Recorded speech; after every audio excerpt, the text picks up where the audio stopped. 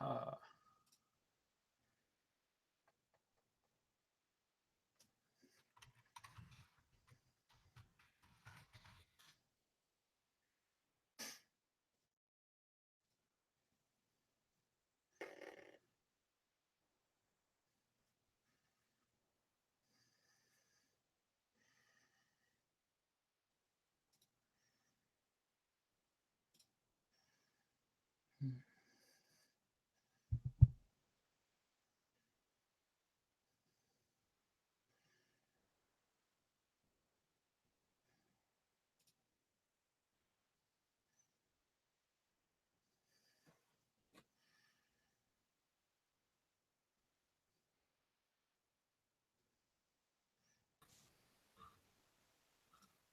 Aha. Yes. Hello. Cool. Can you hear me? I have my Yep. roommate's super fancy mic set up, so. Well, I just got my headset, so that has to do it for today. Yeah. Oh, it's fine. It's fine. At least for my end, it's I can hear you nice and clearly. So. Good. Wonderful. So that's actually the first time that I've joined a stream on air. I haven't used Hangout in ages, to be honest. Yeah. I used to go on Hangouts. I kind of incidentally got invited to them, and then I just talk about random philosophy stuff. Seems like Javen's having trouble joining. Really? How so?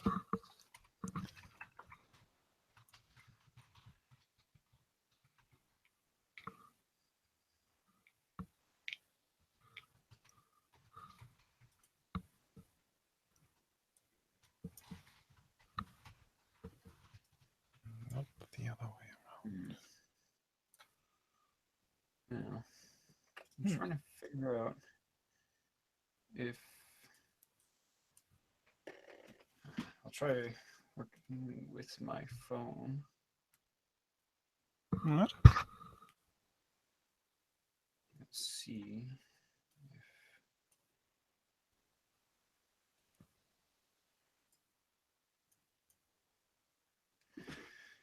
Just trying to see if I can get him in here somehow or another. Oh, I'm surprised he has problems joining. Is he joining from a PC? He's joining from his phone, unfortunately. Ah, I see.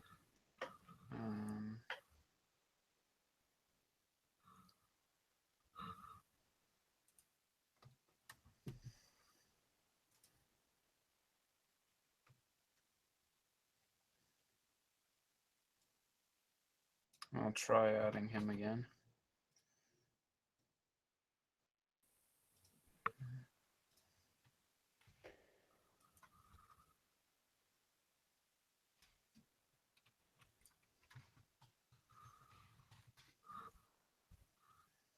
Hopefully this will work. Try to get Bernhardt in here too.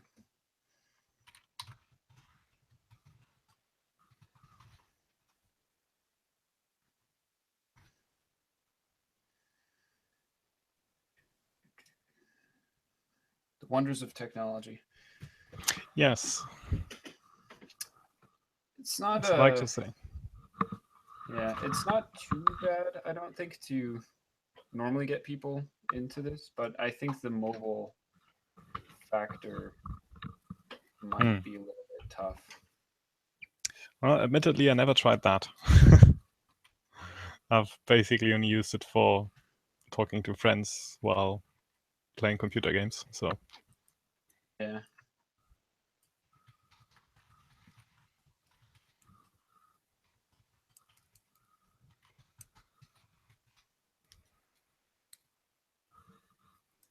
I was just I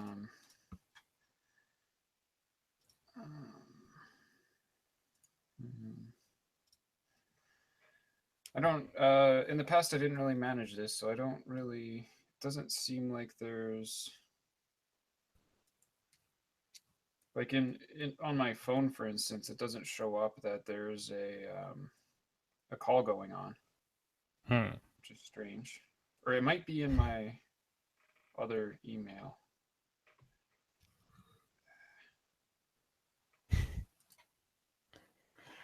Well, that's what happens if you try something for the first time, I guess.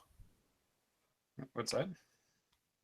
That's what happens when you try something for the first time, I guess. It's just... Yeah, Yeah. we're still a little bit early. Oh, sure.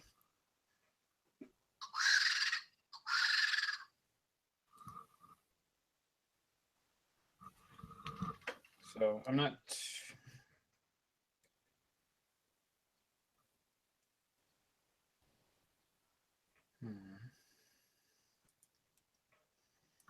Which, unfortunately.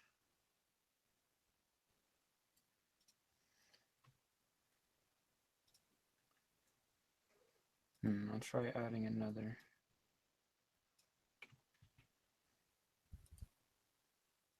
For some reason, the technology works for you, but we should be able to add in. Bernhardt should be able to. I'll send him the link again.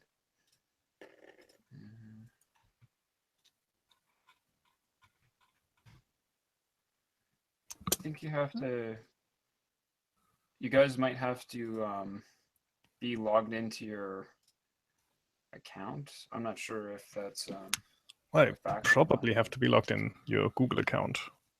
I mean, I'm logged in anyways, so I just joined in seamlessly. Yeah. Same with me. So I'm not sure. The joys of technology. Oh, there we go. Oh, what the fuck? Oh shit.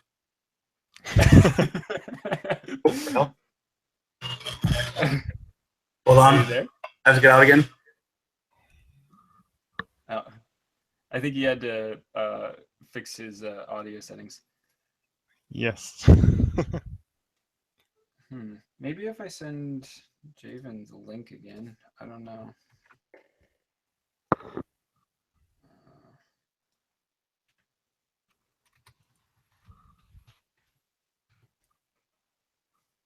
Apparently his laptop is going nuts for some reason. I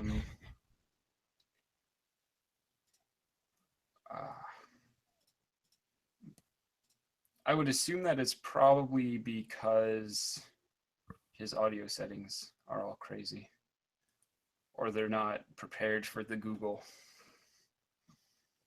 How can you not be prepared for the Google? That's a good question. The Google is powerful. It is indeed.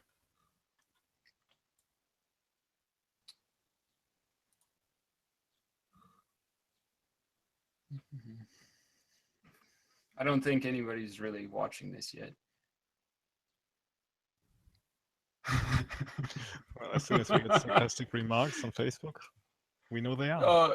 His message is pretty funny. He's like, I don't know why, but the fan just suddenly gets on and is just the loudest mofo. Never happened before. Yeah, that's the power of the Google, as far as I could tell. Isn't there like well, that's a way like to turn have my like clients basically. Yeah, there's like oh, hey, you managed to join.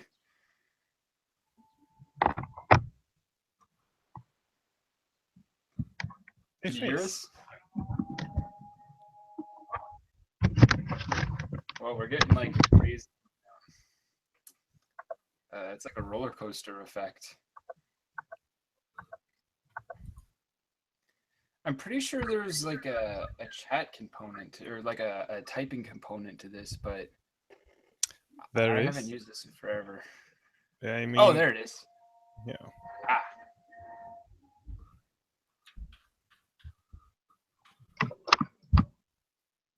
I see.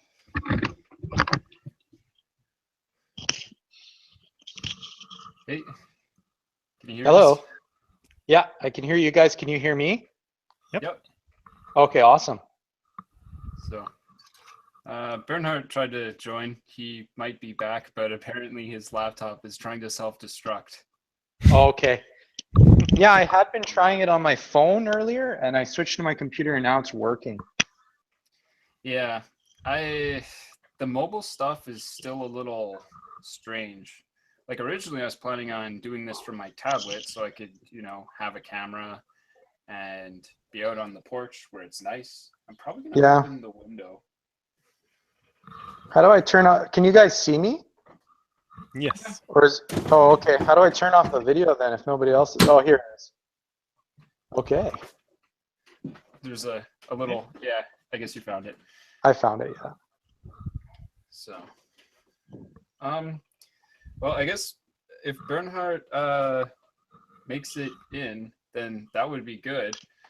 But if not, then I guess we can get going. And hey, we're still on time, even despite the technical hooliganry. Yeah, we got a minute to spare even. Oh, Perfect. it's a luxury. So, from what I understand, you guys couldn't actually join until I made this live, so we couldn't just like have our. Oh, hopefully the laptop doesn't explode now. No, Are no. you there? Yo, you hear me? Yeah. Good. Loud and clear. All right, good. Perfect. Quite loud, actually, on my end. I don't know why, but my laptop just fucked up for some reason. It's back on track now. All right. So, now that we're all here and hey, we're still on time, it's pretty good. But I was just saying that I guess you guys can't join until I make this go live, which is a little strange because I would like to get this stuff done without having it be part of the actual video so that we can just figure things out beforehand. But c'est la vie. Maybe if I get 10,000 subscribers, they'll unlock the function whereby I can, you know, do something Secret like Pro that. Tools. Maybe it's like 15,000 subscribers. It's Yeah. so weird that it's like the features of like YouTube and Google. It's like, well, we're gonna hide the features that could help your channel out or disable them until you are more successful. And it's like, Really? yeah, I No. can't stream from a mobile app until I have 10,000 subscribers, which I would Wow. prefer to be sitting on my porch right now, but because it's really nice out. But I'm not allowed to do that. The Googles, they do not permit it until I get enough subscribers. So I guess that's incentive to do more YouTube stuff. But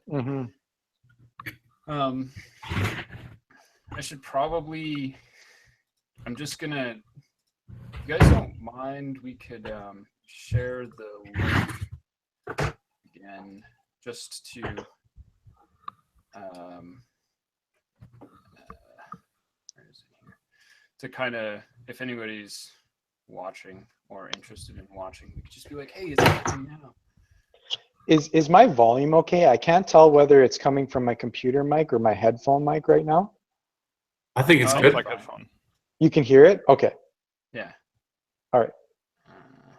Bernie, on the other hand, is a bit loud for me, at least. I don't know. Really? Oh, for you. okay. Let me check that. Weird. Yeah, it's the same for me. All right. Not now, cat. I'm busy. Oh, yes, we are live. Cool, that's good. It would be nice if there was an easier way to share this thing.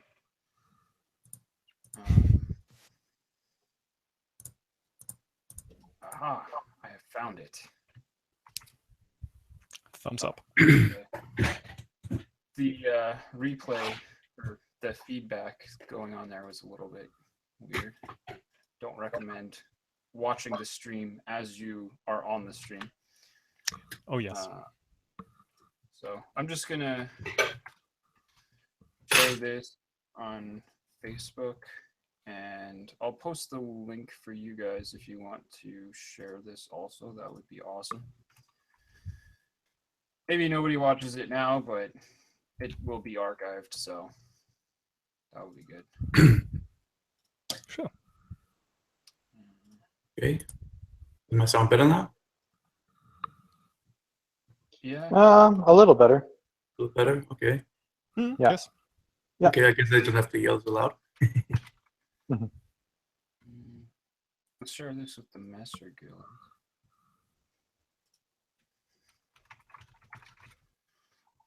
I don't want to like spam them or anything, but I feel like there's well, I don't know. I plan on talking about some Messer stuff, so.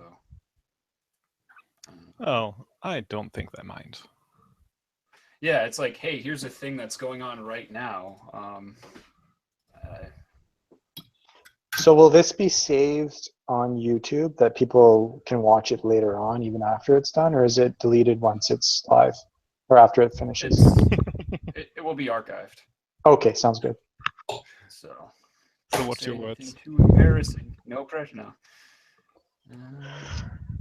I did actually get a nice notification from Google before joining that I should watch out what I say, and you should not share anything I don't want the world to know. That's awesome. Yes. Probably because I haven't joined the Hangout in I don't know how long. I honestly don't know when I last used it. I've never used this before. This is all brand new. I'm loving it. Yeah, it's really cool. Yeah. Taking time with me. I'm quite pleased with this, actually. It's working out far more seamlessly than I had imagined. I mean, a little bit of like shuffling around, and apparently Google is not going to let anyone use a mobile device, but I mean, be that as it may. Once we got around the minor obstacle of using a laptop, it seems that we're okay. So, awesome. Well, it's really cool that you guys all made it on here on Saturday before Easter. I don't know what the name for that is, but the way I see it is like any day off is a day to do more swordsmanship. It's like not working, more training. Yeah, that's pretty much it, actually. Well, I just finished work. I work on all the holidays, so I was working for a bit. I'll probably go to work after this, but this is a nice break for me. Yeah. So I wanted to start off by kind of asking everyone to talk a little bit about how they got into HEMA, or what's the backstory, I guess. Because well, I actually know in person Bernhardt and Jay, also known as Rachel right now. I'm Rachel right now? Yes, Rachel there. That's my wife. Figured. So I was wondering about that. But I don't actually know really very much about you, Peter. Or I'm curious how your name is pronounced, like the German version of it. Oh, I can tell you. Well, I would like to hear it because I'm just kind of interested in that. You mean the first name? Yeah. Oh, Peter. Well, pretty much, like yes. Peter. Peter, yeah. Yeah.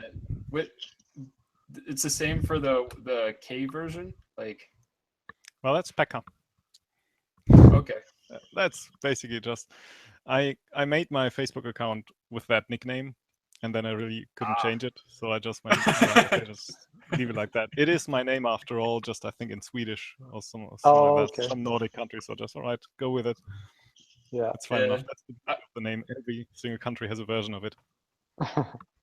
I was just really kind of like curious about that because I saw that and I was like, what is like, how do you say that? Is it exactly the way that you would expect, or is it like some, Scandinavian variation of saying things all Bjork style? Well, they might. I can't really do it authentically, but for all I know, it's Pekka. All I know is that when the Finnish say anything, it just sounds like troll speak to me. Like, I'm just like I accidentally just when we were doing this, I was doing like some sound tests in Skype, and one of the other things was I accidentally changed my language to Czech, and I was just like, wow, they have a lot of zeros in their language, like part troll, part machine, all Czech.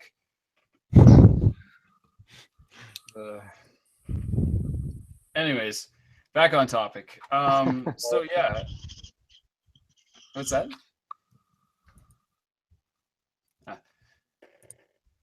So I'm not sure who should go first. Well, maybe yeah, I'll actually, start then. Yeah, for sure. So Yeah. you just So this wanna is talk about- Jay Javen here. I go by Jay online just because of work purposes. I like to post on public forums, but because of work, I don't like people to be able to find me very easily. Working with doing therapy with people. So I go by Jay. Whatever. I use that nickname all the time anyway, so it's not a big leap. I started off doing swordsmanship, I guess, as a pretty young kid. I couldn't find any lessons or anything like that, but I was always into swords. And about at the age of 14 online, I found the ARMA website.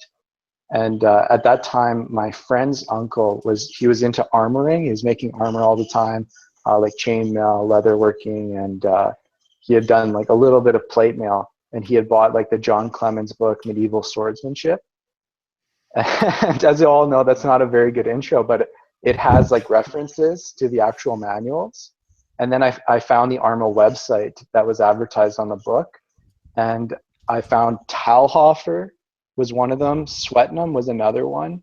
And I also found a Highland Broadsword poster by Angelo.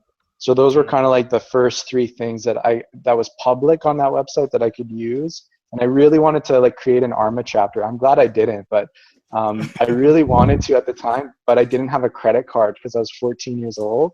So I couldn't do it. And I knew my parents wouldn't pay for me to like join some sketchy martial arts school online.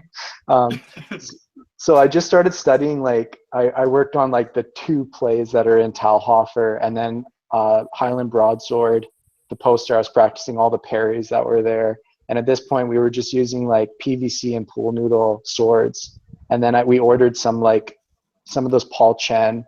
I think I was about 15 at this point. We ordered some of those Paul Chen, like the knightly sword and the Norman sword, like those reenactment blades. So I started training off with steel right away, and that was really, really fun and cool. And eventually, I had been training that for a couple of years on my own. Didn't make a ton of progress, a little bit, because I also got the Cold Steel DVD where Anthony DeLongis trains you in like some weird form of saber. But it's not bad. Like it's still the basics of the saber I use. The basic stance, everything like that, parry riposte, and it teaches some good stuff. But I don't know. It helped me out, but it's just kind of funny that it's Cold Steel. And then from there was a rapier school that opened up that Cody started at too. And and it just kind of took off from there. I kind of got some instruction from Chad, and a lot of the stuff I learned was pretty good. Yeah, Chad is the instructor at that other school. That's right. I should have said that. It was called Valor Historical Fencing at the time, I think. And now it's changed to like Valor Historical European Martial Arts Academy. And so I did that for a couple of years with Chad, and I really worked on Fabris, Salvatore Fabrice, and I just really worked from the manual on my own. They weren't really teaching too much from the manual at the school. It was more like basic stuff, like stance, like a 50-50 footwork, which was kind of weird. It wasn't like the back-weighted stance, lean forward torso, but I kind of worked on that on my own for a couple of years. And then I saw Chris Thompson had posted something on Sword Forum that was like showing Highland Broadsword.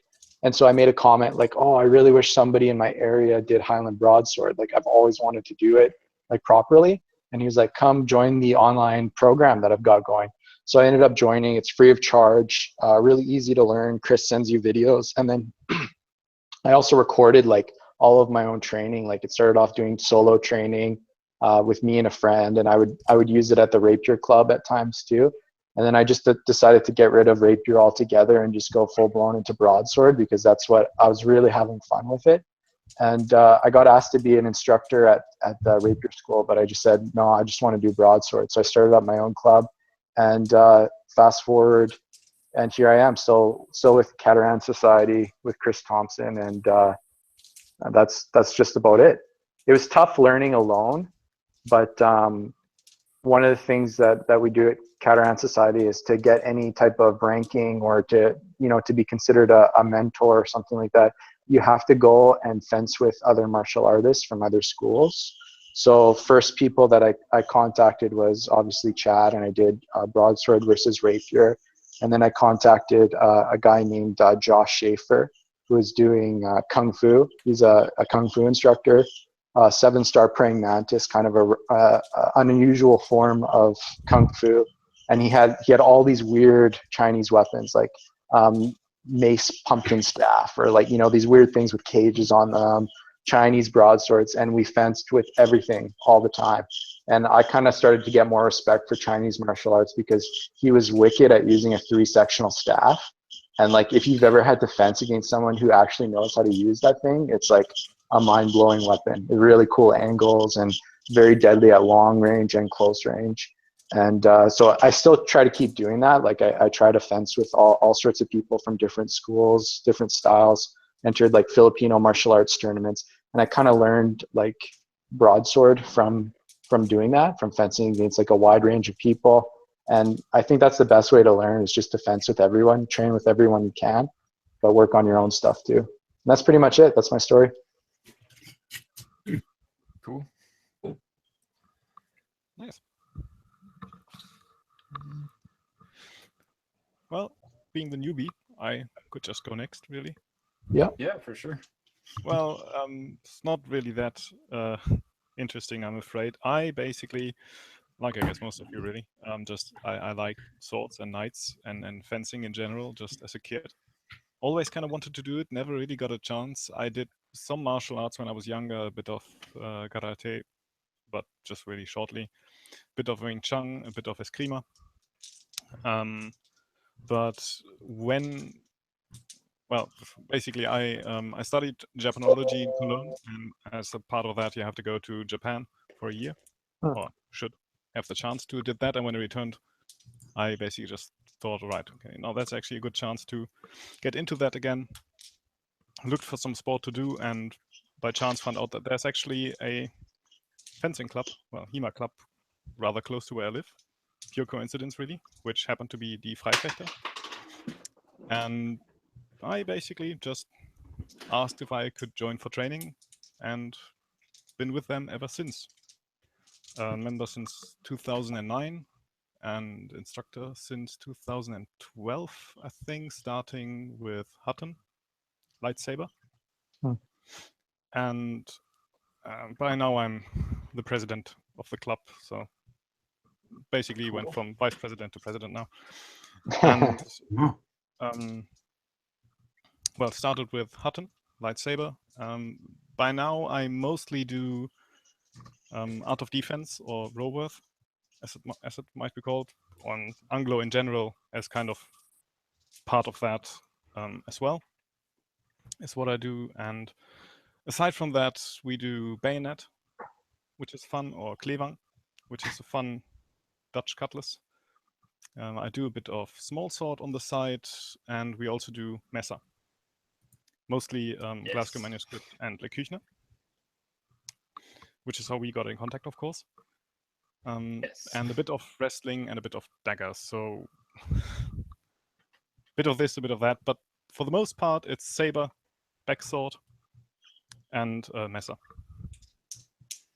Awesome. Nice. Then I guess I'll go next. Yeah. So, well, I've gotten into martial arts early on with also karate, then also tried judo. And then, I don't know, it didn't really feel like those were doing much for me. Plus, I was very undisciplined as a kid. And so I didn't really hold long, like a year each. And, well, then I just went south for a long time in my life. And then I came to Canada about 6 years ago. And I think 4 years ago, there was this club opened up on campus for the students called One Martial Arts. Like they had like various martial arts that they offered. Oh my God, I know those guys. I didn't know that you were there. Well, I was with a ninjutsu class a few times, but oh, with Eves. I don't remember his name, but yeah. The thing is though, I wanted to continue it after my studies because I wasn't going there for a while, but they were gone. It was like they were real ninjas. It was kind of funny. Sorry, was this in Winnipeg? Yeah, there wasn't campus. Yeah. There wasn't Oh, campus at You U of M. have- huh. Yeah, they had like an extra room, right? And I went there Oh a my few God. times. But then I know those guys. Yeah, I'll tell you a but- funny story later. yeah. Well, anyways, like, ninjutsu, I liked it, but I couldn't really go much because I had to do studies and tests, right? So I stopped going for a while. But then when I tried to come back, the whole room was already like refurbished for something else, and they were gone, and they didn't contact me back. So I was like, what the hell? They were real ninjas, I guess. They actually Yeah, disappeared. that's their ultimate technique right there. Yeah. Just took it off. Yeah, I think they're actually back now because I think there's a group on Facebook now with them. Anyways, so I just stopped anyways because I had to study, right? So just focus Was on that Bujinkan ninjutsu? I don't know which one. Oh, It was okay. it was just called ninjutsu. Or Okay. Well, ninjutsu. roughly speaking, it was a guy named Eves who was part of the gaming club, and I'll get into this story in more depth later. But it's a guy who had the what's his name, Doctor whatever the Bujinkan guy's name is. For some reason, I Is can't it remember his name. Hatsumi? No, I Yeah, don't yeah, know. Dr. Hatsumi. Yeah, that's right. Yeah, yeah. So he has the Dr. Hatsumi book, and my computer screen went. Oh no, okay, that's just the screensaver. Yeah, So he Masaki has the Hatsumi. I Dr. think. Yeah, he has the Dr. Hatsumi book, and he started off this club through the university. Like, I don't know if he had any official. Like, I can't say either way if he had any like official like Bujinkan training, but he had the book, and I'll get into this more later because this is super funny to me. But Yeah. No, I thought he had. He mentioned having a trainer, and that the sword that he had actually it was a present from his trainer when he finished the class. that guy is unreliable, though. Okay, I don't know. Because Well, they anyway. actually have like a branch of the Bujinkan in Winnipeg right now, and Mhm. I know the guy has trained like in Japan and everything like that, but I don't think that that's the same guy. I couldn't tell you. It's not the same guy. Okay. Yeah. So, anyways, so I tried that, and they were gone. It's like, yeah, whatever. And then eventually, because I was on YouTube a lot, I eventually found the HEMA channels. So Scalagrim and University, all those guys. I'm like, okay, so I figured watch those videos. Started to enjoy watching them. I was like, yeah, why not? This is awesome. And then I thought maybe there's a HEMA club here, and happened to be that a friend of Cody's actually was also at university, and he told me about it. That he will hit this nightly arts class, and then eventually I came around and checked it out, and ever since I haven't stopped going really. I haven't. Yeah. You've been a That's regular. awesome.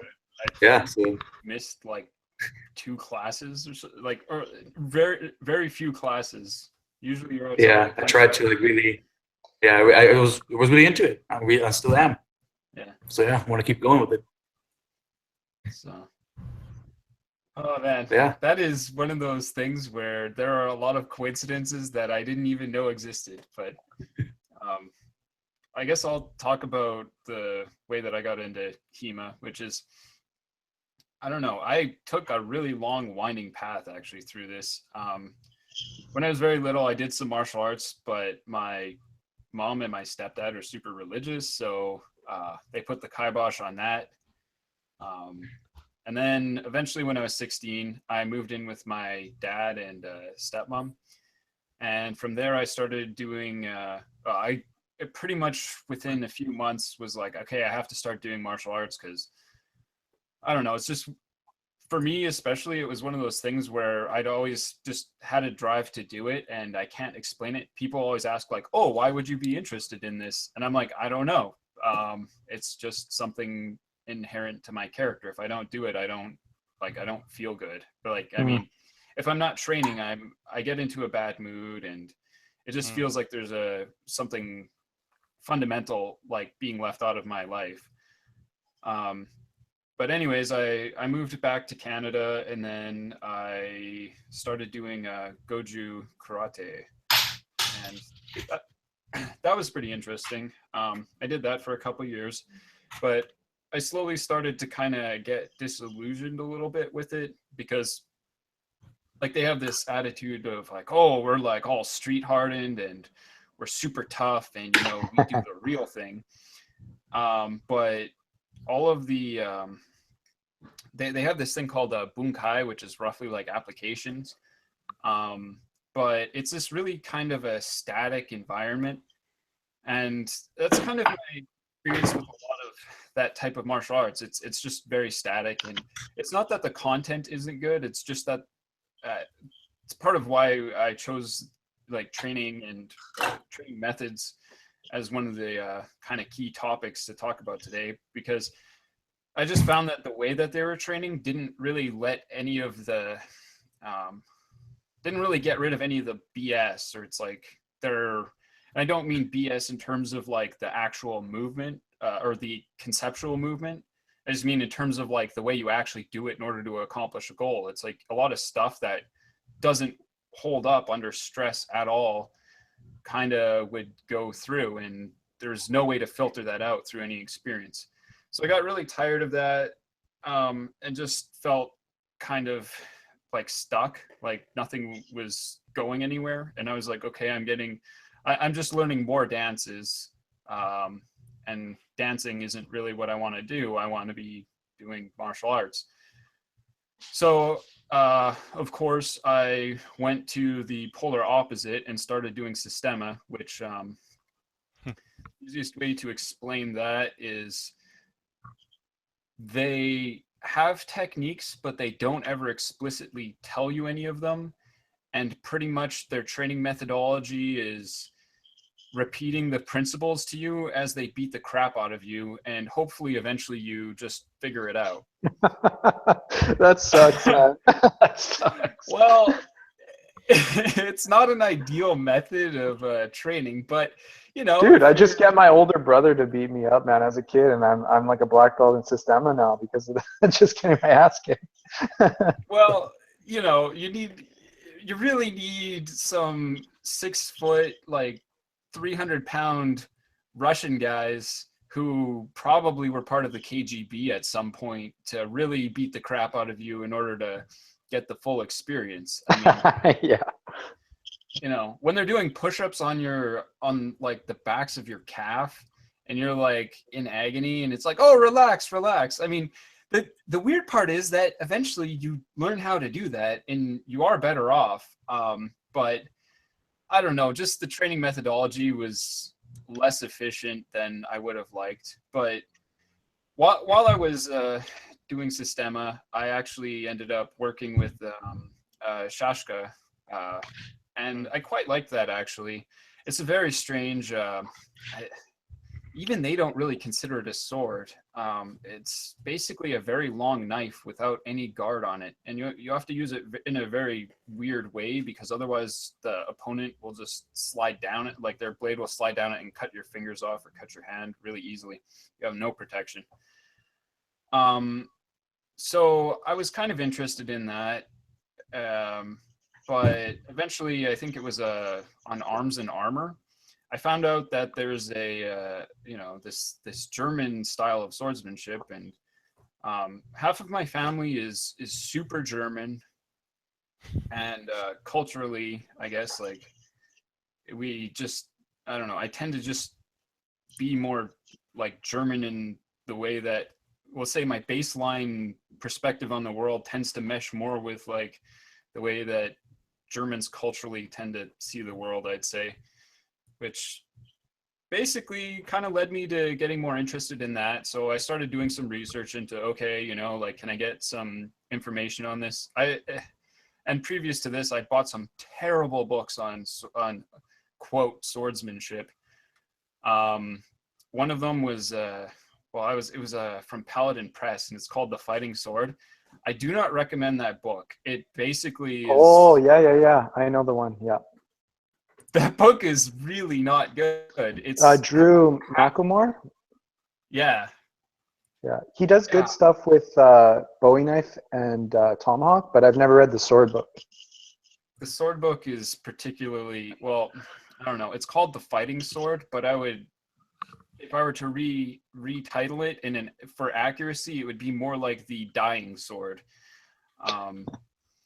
pretty much, well, we'll say a third of the book is him talking about how he got this sword commissioned, and it's halfway between a Korean sword and halfway between a Japanese sword.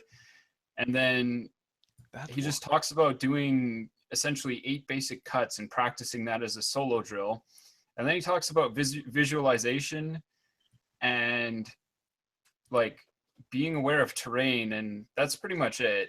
And he's like, yeah, if the other guy tries to cut you, cut him. I'm like, all right. He's not wrong. So His yeah, tomahawk, I mean, like, his tomahawk material is actually based on Highland broadsword. that's really cool. Sounds kind of different.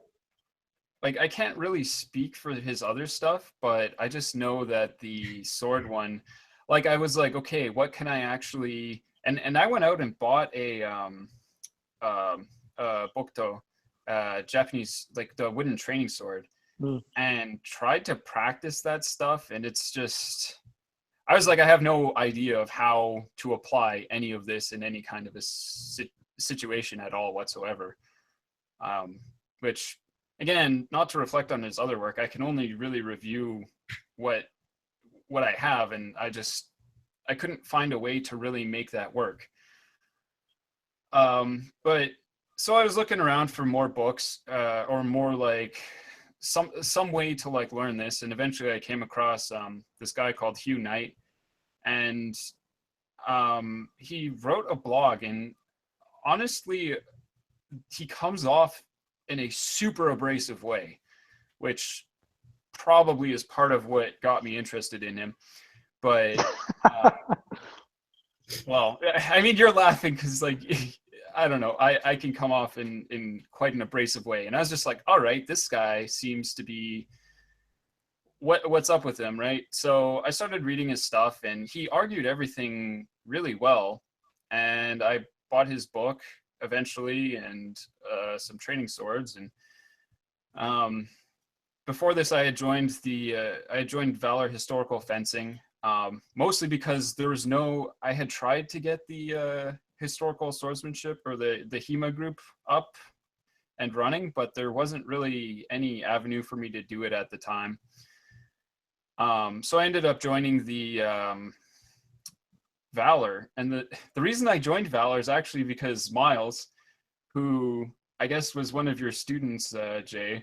Yeah, for a few months he trained with me. Yeah, but at that time I was getting married, and I shut down the club for a little while, and I was just kind of training on the side and everything, but I wasn't able to run the club for a little while.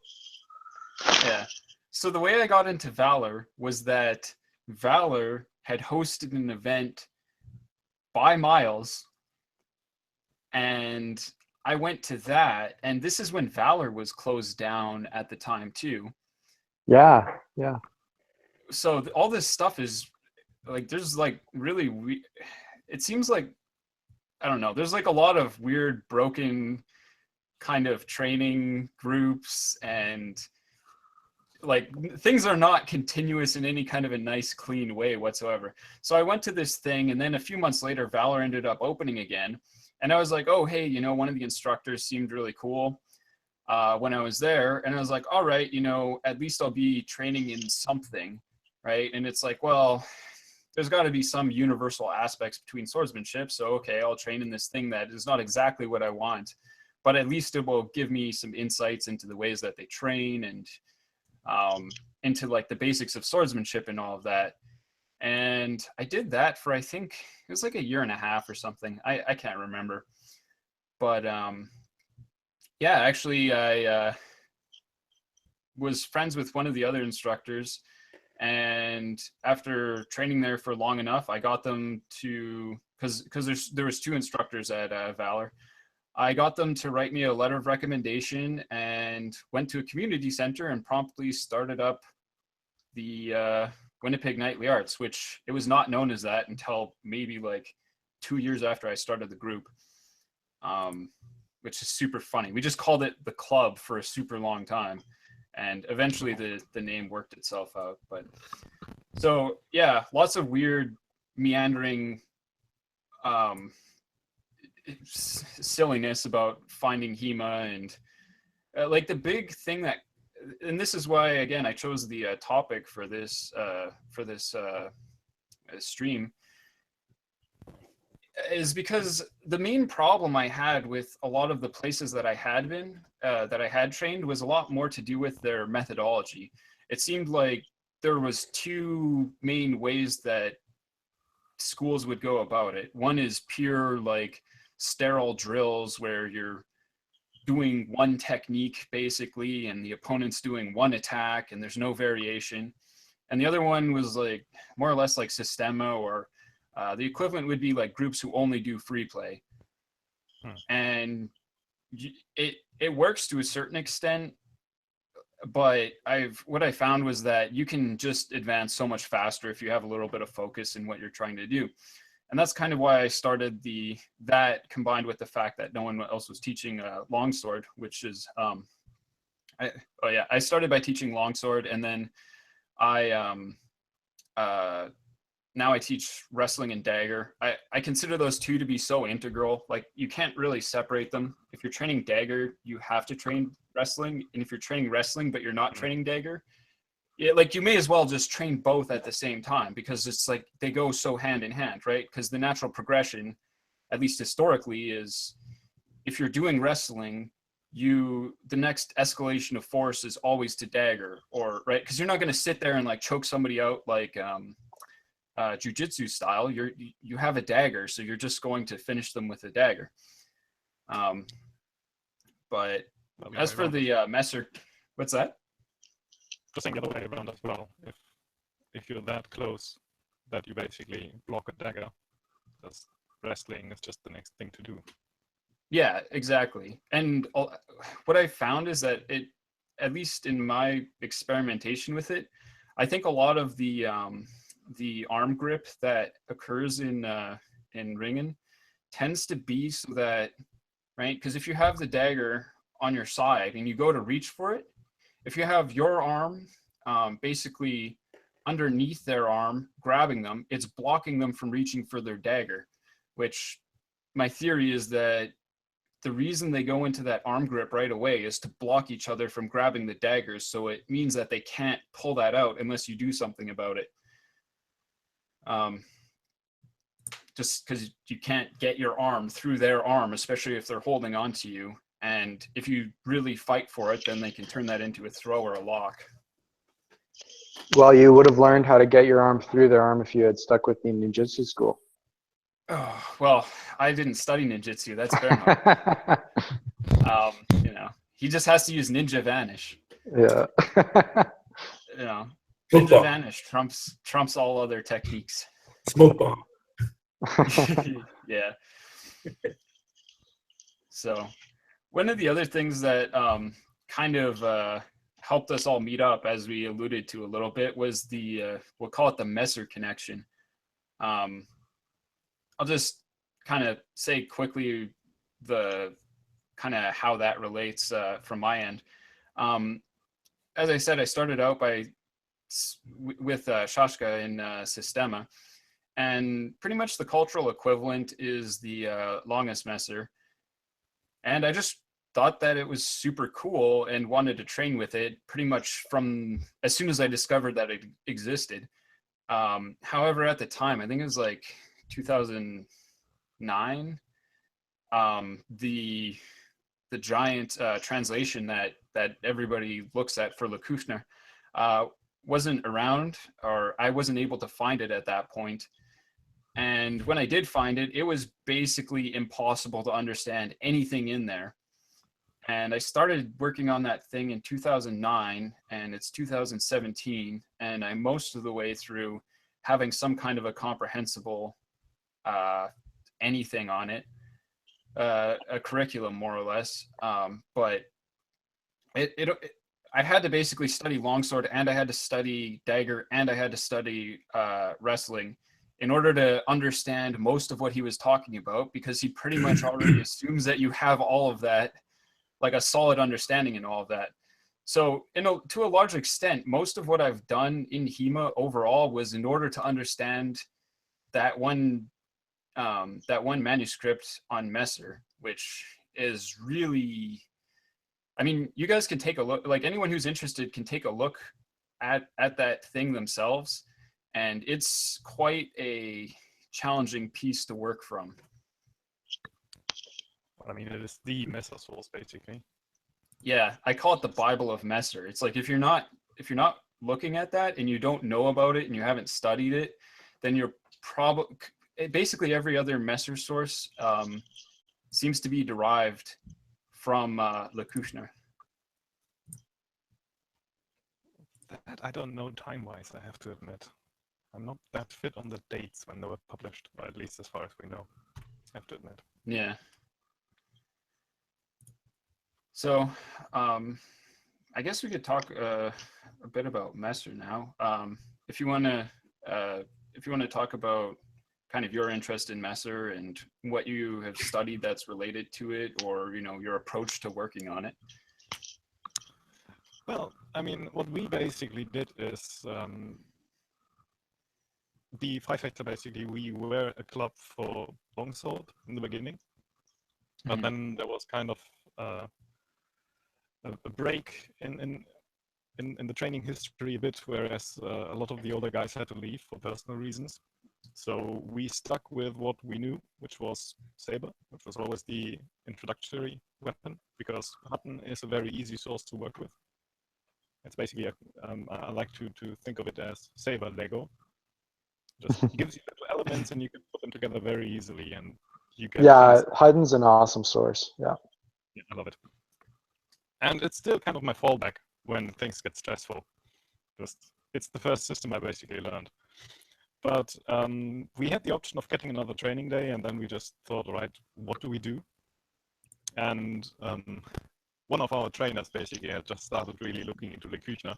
So he just basically proposed, why not just do that? And kind of that is what we did, but then we came to the same conclusion. Le Kuchner is really a handful. It's just so much to do, so much to work with. So we started looking for things that might be a bit easier. And what we ended up with is something that is quite a bit easier, and that's the Glasgow manuscript, or rather more precisely, the Messer part of the Glasgow manuscript, which is a German source, but it's in the library in Glasgow, so hence the Glasgow manuscript. It's just over 2 pages, and it's just 11 plays. So really very short. It's what we did a small video on it that you can find on the Five Factor Facebook page if you dig a bit down. Yeah, it's super awesome. If you send me a link for it, I'll link to it also in the archive of this video, because I really like the work you guys did on it. I think it was really, really high quality. Yeah, it took ages to edit. Yeah. Oh, I know all about that. That's why my videos tend I don't put out as many as I would like to, and I get a lot of footage, but then I'm like, well, I'm not going to spend 12 hours editing all of this raw footage into anything, and sometimes the footage isn't even worth it. So it's like, We did reshoots, really. We shot a bit of footage, tried to put it together, and then we basically saw what we had to rework it. But yeah, so what we basically do with Glasgow is we use it as our introduction to the Messer for people who haven't done anything or basically come from the Saber, because that is still kind of our weapon that most people go through. And it works actually rather nicely, because you can put it into a nice little schematic where if you take the plays, they give you a simple answer to most everything, actually. Almost anything. Yeah. Just pretty much everything that can happen to you, it gives you an answer to. Just one answer. I mean, it's only 11 plays, but if you can't do Glasgow, you will be able to survive that, dare say. And if you have that down, basically, then we let you move on to the Kuchner. And that is when the whole brick of knowledge just kind of gets thrown at you and just deal with it. That doesn't get any easier, unfortunately. yeah. But I can recommend that one as a source. It's really quite fun. It's quite nice. Yeah. Well, one of the things that I think I definitely really liked was what's it called, like the simple displacement, or it's basically a displacement where some people do it with the point down as like a pogon, but you guys do it point up, and I definitely think the point up variation, you gave really good reasons, and one of the things I liked is after staring at the Le Kuchner source for so long, I realized you really have to there's a lot of reading between the lines you have to do, which isn't to say you're making things up. You just have to understand the structure of the book, where he'll say one thing, and the only reason he writes it is to differentiate from another thing, and he won't explicitly say this one is different than the other one. It's just based on the descriptions. It's like kind of a shorthand way of doing this, of differentiating without having to go back, and then essentially he would have had to write a note at the bottom of the previous plates or whatever, because there's like, I think 200 or there's like 432 plates total in Le Kuchner's book. Just an insane amount of them. But what I liked was when you showed that it was pretty much the high displacement with the point being done up. One of the things that after teaching longsword for a while and studying the Messer sources and testing things out and all this, is I found a lot of the German system, if I were to try to sum it up into like as short a phrase as possible, it would be something like get your strong on their weak and get your weak aimed at their body. And the point up version of that really nicely kind of directs their point onto your strong and gets your weak aimed right at their face, which just kind of solves the entire problem in a really, really direct and elegant way. Well, basically, just in case you haven't read Glasgow, what we're basically talking about right now is the schlechte Versatzung, so simple displacement, and it's basically it's really just that. Really, it is a very basic, quick parry that is described as being done in a way that your edge is upwards, and the idea, of course, is that the way a lot of people do it is just they do this kind of a hanging parry, and our understanding is just that you can as well do it with the point up instead of the point down, because that still leaves your edge up, and it allows for other techniques to come from there. And also the idea is in the later place, the source actually explicitly describes a guard with the point down. And since it's only just slightly over two pages, the idea is, right, why would he repeat that? He could have saved more space, even whoever wrote it could have saved more space if he just said, well, that also works in that other situation. He wouldn't have had to go into detail like that again. That being said, it is valid, I think, to do it with the point down, with the odd down, and it works like that. It's just not really the way we do it. So yeah, like a lot of this stuff with Messer, especially, I found is there's enough ambiguity, and a lot of the time it can work either way. And I think that's, at this point, after having worked on it and experimented quite a bit, I think that's partially intentional, but at least knowing that there is a couple of functional options is really useful. I was kind of I was kind of curious more about, you mentioned how you were training with the saber, and then you kind of worked into the Messer, and you start with the Glasgow Fechtbuch.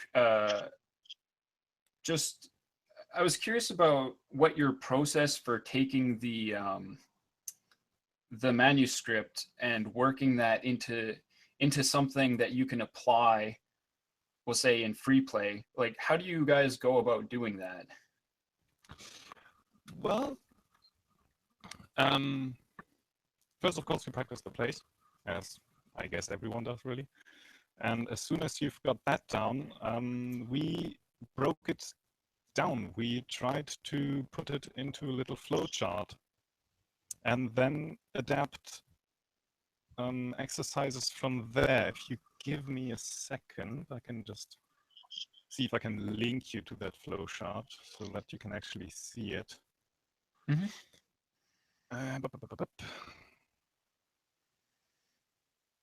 So essentially, you roughly the way you go about it is you look at the I'll just open this up and take a look. But from what I understand, yes, okay. I actually made a bunch of very similar similar flowcharts when I had first started on Longsword in order to try to understand the plays of the different cuts. But so you take the play and then you create the flow chart. So it's like, okay, here's the first action that you can take after this. And then from there, depending on what the opponent does, there are like, say, 2 or 3 branches off of that. And you do one of those, and then maybe there's another branch off of that. Yeah, Is that accurate? And we try to put that into exercises, basically, limited a bit so that you actually get started. So what we first try basically is to just have the players moving to get into footwork, because footwork is about the basis of everything. If you don't have your footwork down, you'll probably stumble. Nothing works. And then we add just to that as the next step that one of the parties may give a cut from above, which is the first play, and also the second.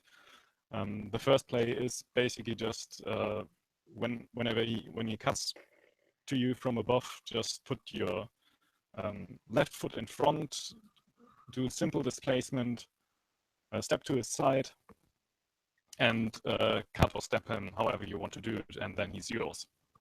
Basically, if I would want to translate it quickly and roughly. And the second play then is if he comes to you from above with a cut or a thrust, put your right leg forward, move to his other side, move to his right side, and again, step or thrust as you like. And you can just basically do that, have the players moving. At one point, one of them may give a cut from above or step from above, from park basically. And then you just do play 1 or 2.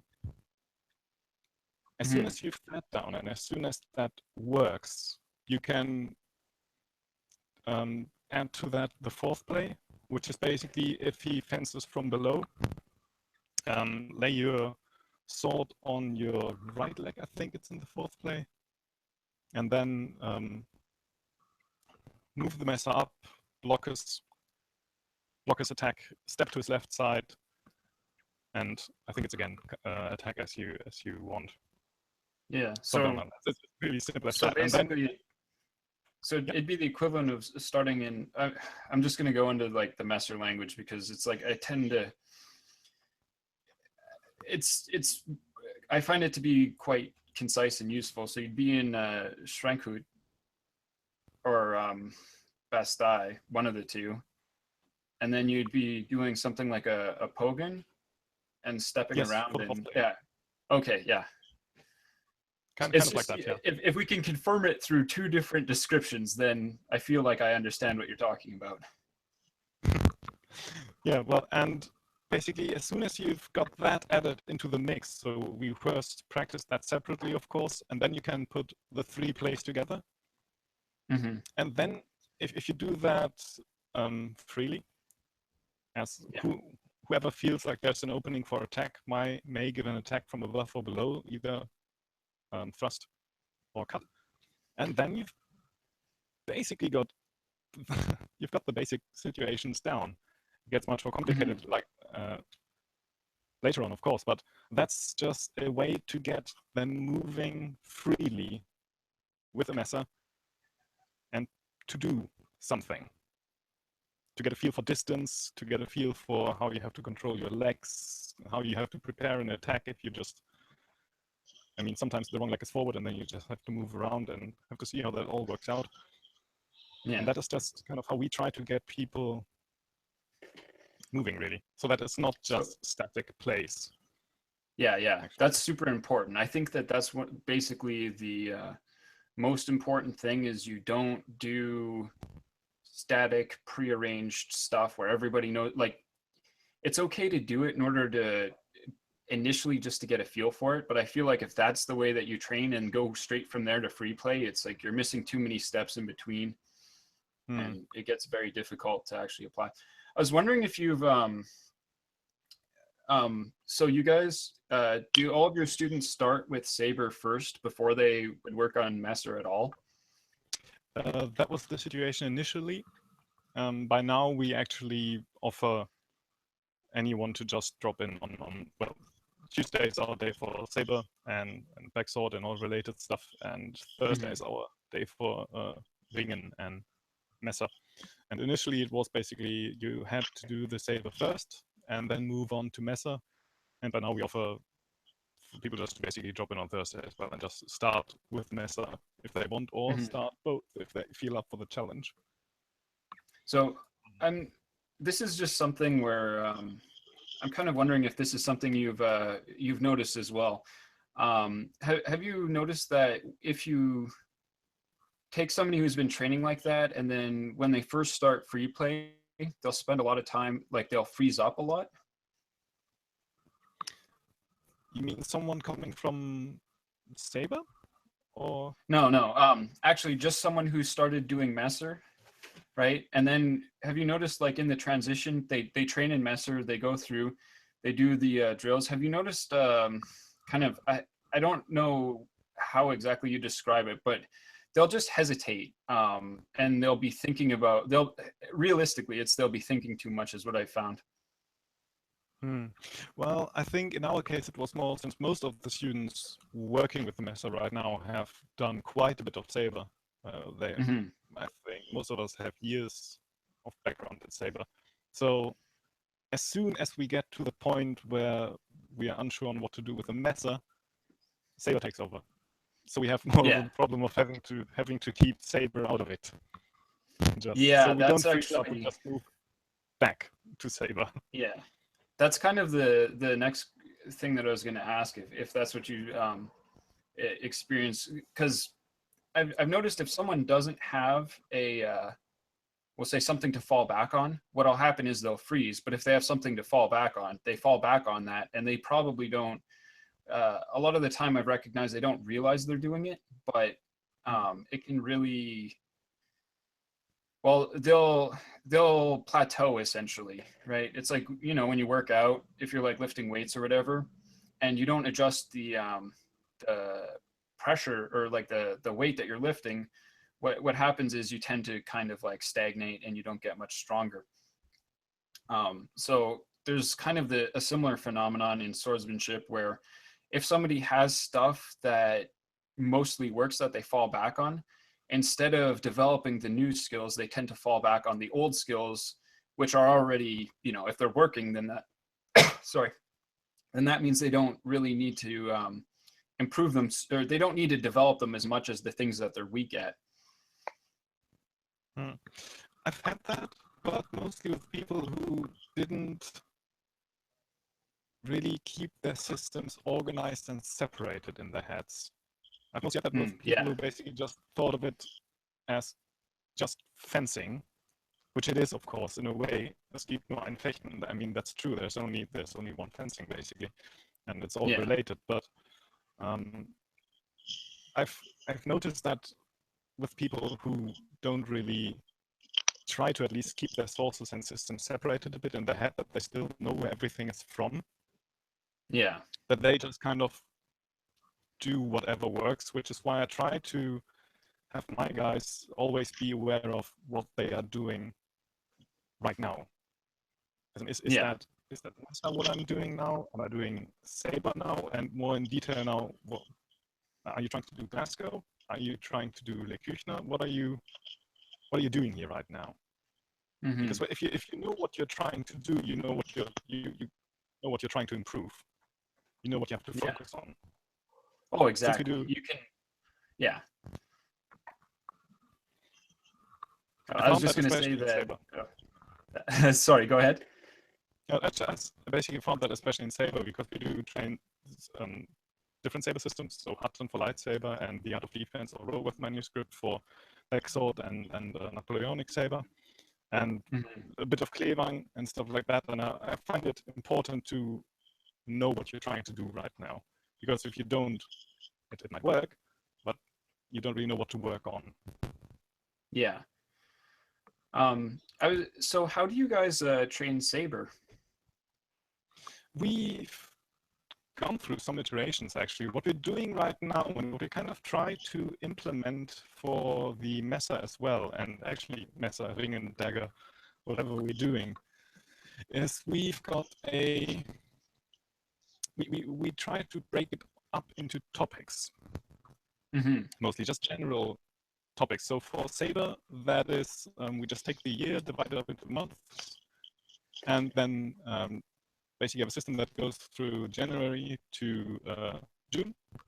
And that is, in January, we focus on attacks. February is for guards or parries. March is for riposts. April is for footwork.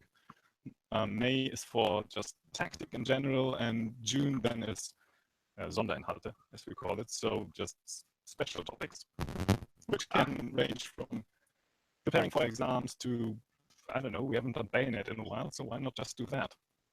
Yeah. It's a bit basically of getting room for stuff we don't really know where to put anywhere else.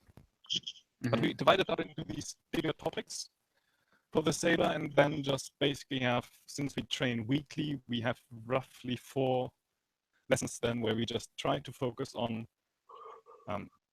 attacks, as in maybe we practice the cuts for beginners in general, what cuts there are, what thrusts there are, how can you attack, or we focus on how do we control our energy to actually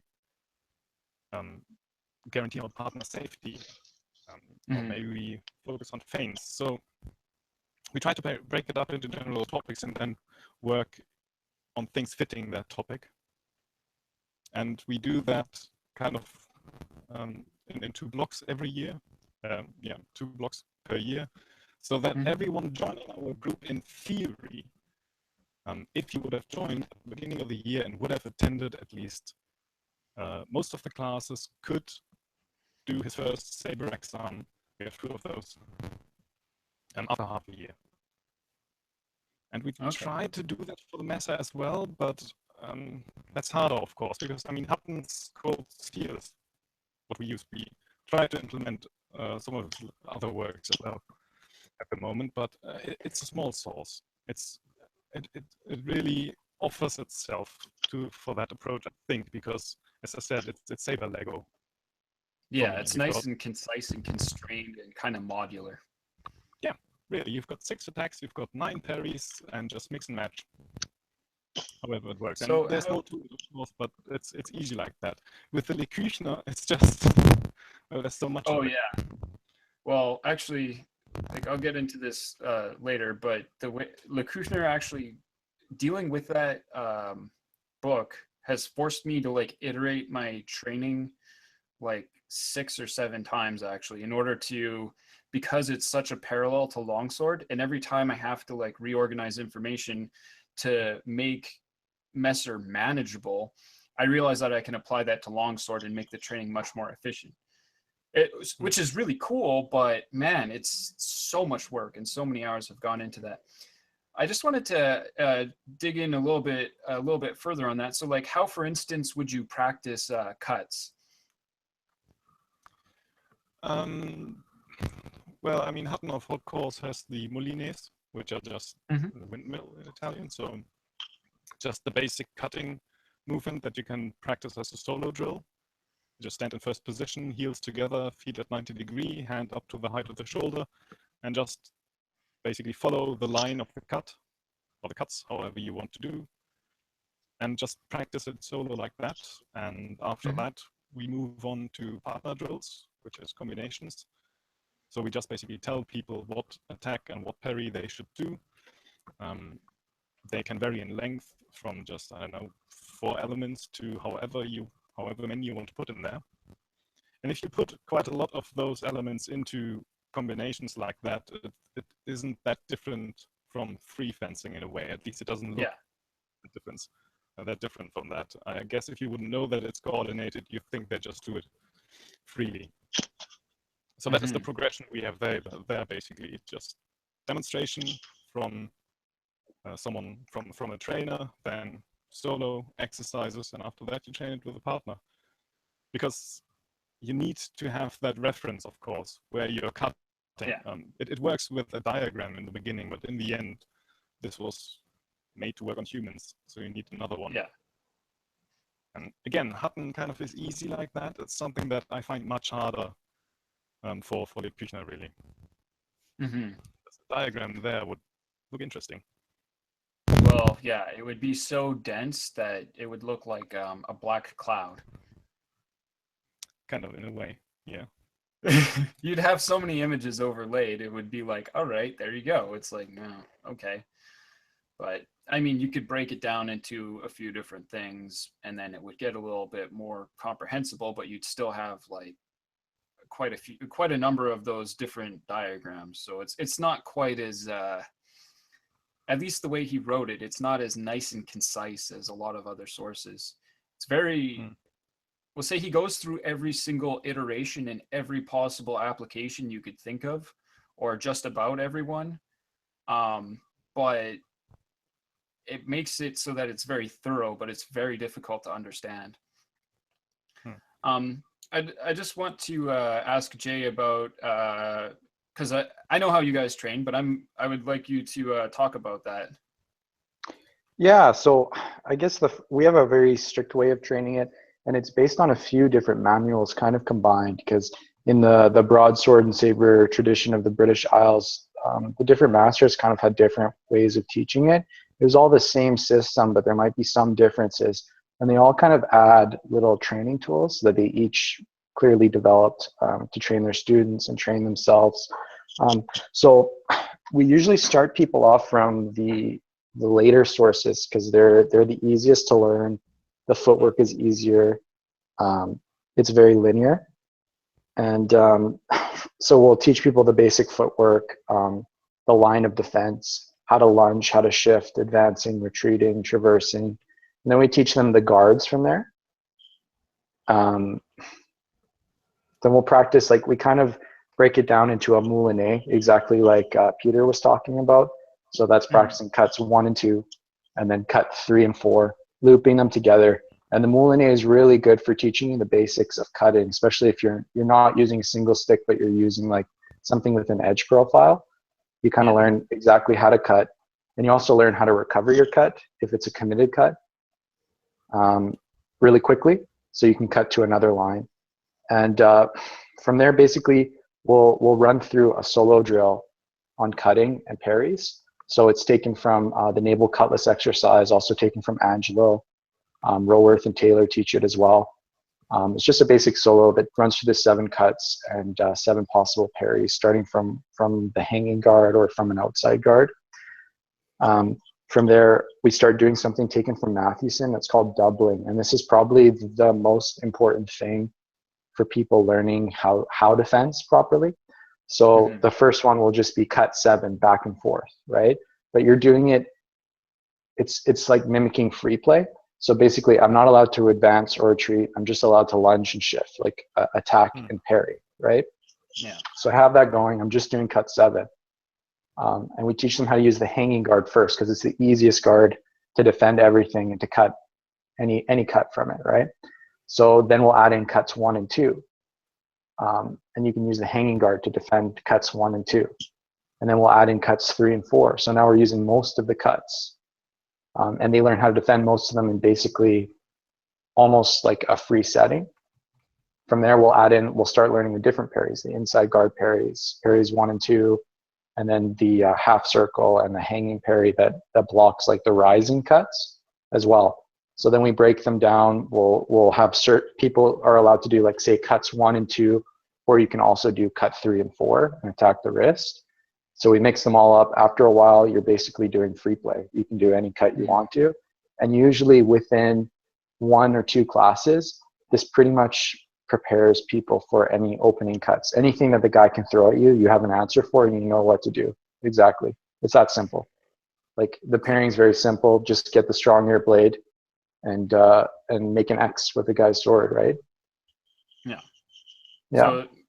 So to try to restate that and summarize it, and you can comment on my interpretation of this. Essentially, what you do is you start out with a drill where you'll cut back and forth, both attacking and defending, working on the footwork, and then you starting out with one cut, and then you'll add in another cut, working on those, and then combine those together until you're doing essentially all of the cuts. Exactly.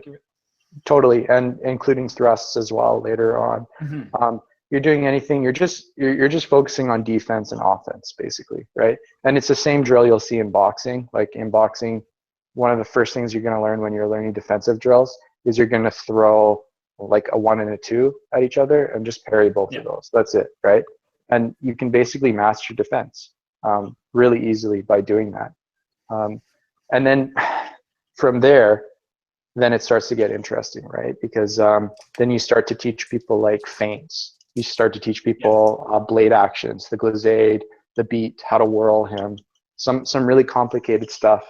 And also at the beginning, we're teaching people how to do it at a set rhythm. After that, I'm going to teach people how to break rhythm, right? Because it's one thing if I'm parrying and then cutting back at the guy in a rhythm, that's predictable, right?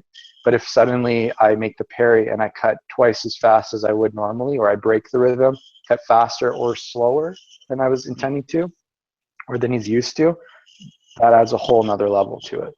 And then we just go through the different techniques. Like, we'll do grappling from there. And usually we'll start people doing free play without any feints, without anything complicated. They're going to do free play at a slow pace, but they're just allowed to make basic cuts, basic defenses. From there, you'll add in feints or like one other thing, and you kind of build them up step by step until they're ready to do like absolutely everything. And then when you notice a problem with somebody, like say I'm raising my rear leg as I lunge, or say I'm not shifting properly back when somebody's attacking me, or I'm doing retreating footwork when I shouldn't be, we're going to go back to that simple form of it, right? Of free play, and we're just going to fix that. That's what we're going to do until you've mastered that. Then we'll go back. So you're constantly breaking down everything you're doing, then making it as advanced as possible, and then simplifying it. And we also cover strategy too in fencing. So that's kind of the Caterham system of doing it, and it's totally based on Angelo, Mathewson, all those regimental guys. So I just wanted to make sure. It's like once you work on something like feints, you'll practice feints, and then you'll put it into the into your, we'll call it like your drill that's just accumulating all of this other stuff, and then you'll put in your okay. I just wanted to clarify that. So it's actually I'll talk a bit about kind of how I got, like, how some of the iterations I've been working on, we'll call it that. So initially I started out with it's not very dissimilar to what you described, Peter, which was the working on a drill. For instance, we're trying to like teach a play, and it starts out and it's like, okay, here's the opening cut, and then depending on what the opponent does, here's like your different options. And we drilled that quite extensively, so here's the general way that I would teach, say, longsword, like the beginning student all the way up. So we'd start out, and there are kind of different topics in longsword, right? So there's like, let's say fundamentals is the first class, and then the next class would be the Absetzen, which is a counter thrust. It's super useful. It's really good for beginners to learn. It's like, okay, I'm going to cut to different areas, and you're going to learn to apply the Absetzen against that, right? And then we do another lesson, which was something like, it included like the Schnappen and a couple of the Habsfeld counters, which over a period of time, I started to be like, okay, these things seem pretty disconnected. It's like, yes, this is useful, and this was kind of following the layout in Hugh's book, which is called The Knightly Art of Longsword, which the content is really good, but the organization of it, I would argue, is not exceptional because of this exact issue. So you go from the Absätzen, which I would argue is a very much, it's very, we'll say the essence of it is a Winden. And then we go through a couple other lessons, and then we eventually come back to the Winden. And by then people are working on the Winden, and they're thinking of the Winden as like 4 separate techniques, you know, wind to the upper left, wind to the upper right, or wind to the upper left, wind to the lower right. Like, technically there are 8 Winden, but they would think of them as distinct things, like distinct actions, which turned out to be very difficult. It made it far more difficult for people to apply, I think, than was necessary. And in the drills, they would think of, you know, for the Zonhau, they would do the initial cut and the counter cut, right? And then the Zonhau Ort, so the thrust, and usually a Winden and then a thrust. And then if that gets displaced, then you have to, like, depending on how it's displaced, you can either do like a counter cut, a Zuken, if they're pushing off to the side, or if they push down low to the side, you wind your hands up and basically disengage and thrust them. And you can also wind low into the opposite side and thrust them from there. But what I found is that when people were doing all this, they would be, especially, and it's very hard to go from the drill to seamless free play with only this training. It's a huge problem, and I spent a lot of time agonizing over how to deal with this. So working on Messer actually kind of is where I started to get a little bit of, started to make a little bit of ground. That, and I did a lot of research into training actually, and kind of the way that we learn. And I read a lot of books. So a couple of the books I read was Mastery by Robert Greene, and I highly recommend that.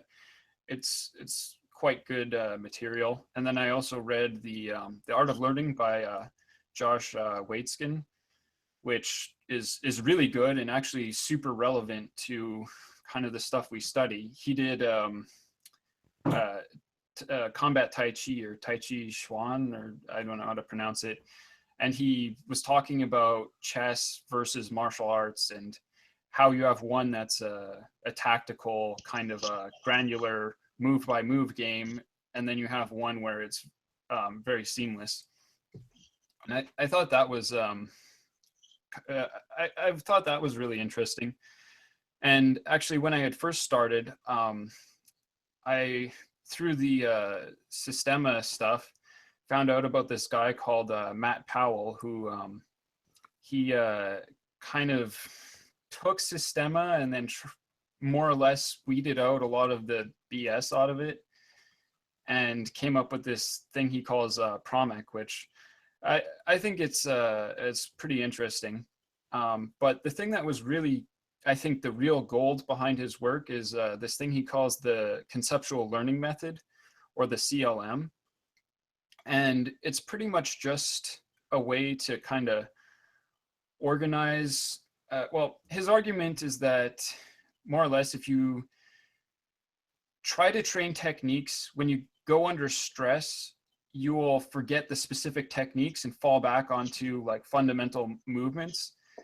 And more or less, it took me a while to figure out how exactly to apply that to swordsmanship, but the answer is actually very similar to what Javen described. But I had to kind of look at it slightly differently for longsword and Messer. And working from longsword, it's like, oh, here are preset, you know, here are some plays, so it's nice and organized. But with Messer, it's just an explosion of techniques. It's like there's so many different things you can do from each point that it seems like insurmountable. So what I started to do was I started to organize the techniques. I just kind of grouped them together based on, we'll say, the basic movement of them. So if you think about it, well, if you do an absetzen, it's the exact same motion as, which is it's kind of a spiral and counter thrust. It's the exact same as a Vinden, right? It's the exact same motion. And then if you do, for instance, a Zwerchhau, the helicopter of death cut, right? It's actually very nearly the exact same motion as winding from one upper hanging across to the other side. The only difference is when you're doing the Vinden motion, you're rotating, your point of rotation is around the opponent's sword, right? But when you're doing it as a cut, you're actually just rotating about your hands. So, and I actually, it took me a while to realize that. It's one of those things where if you see it, it becomes super obvious, but until, if you just see the two and you don't and you aren't thinking of the techniques or the motions in terms of how are they the same, it's not readily apparent. And I kind of figured it out when I was trying to explain to my students how to do Vinden techniques around the opponent's blade, what I call soft Vinden, where you're not displacing their blade, but they're pushing against you and you wind with them, usually behind their blade, and get them to slide their weak back onto your strong, so you can either thrust them or cut them.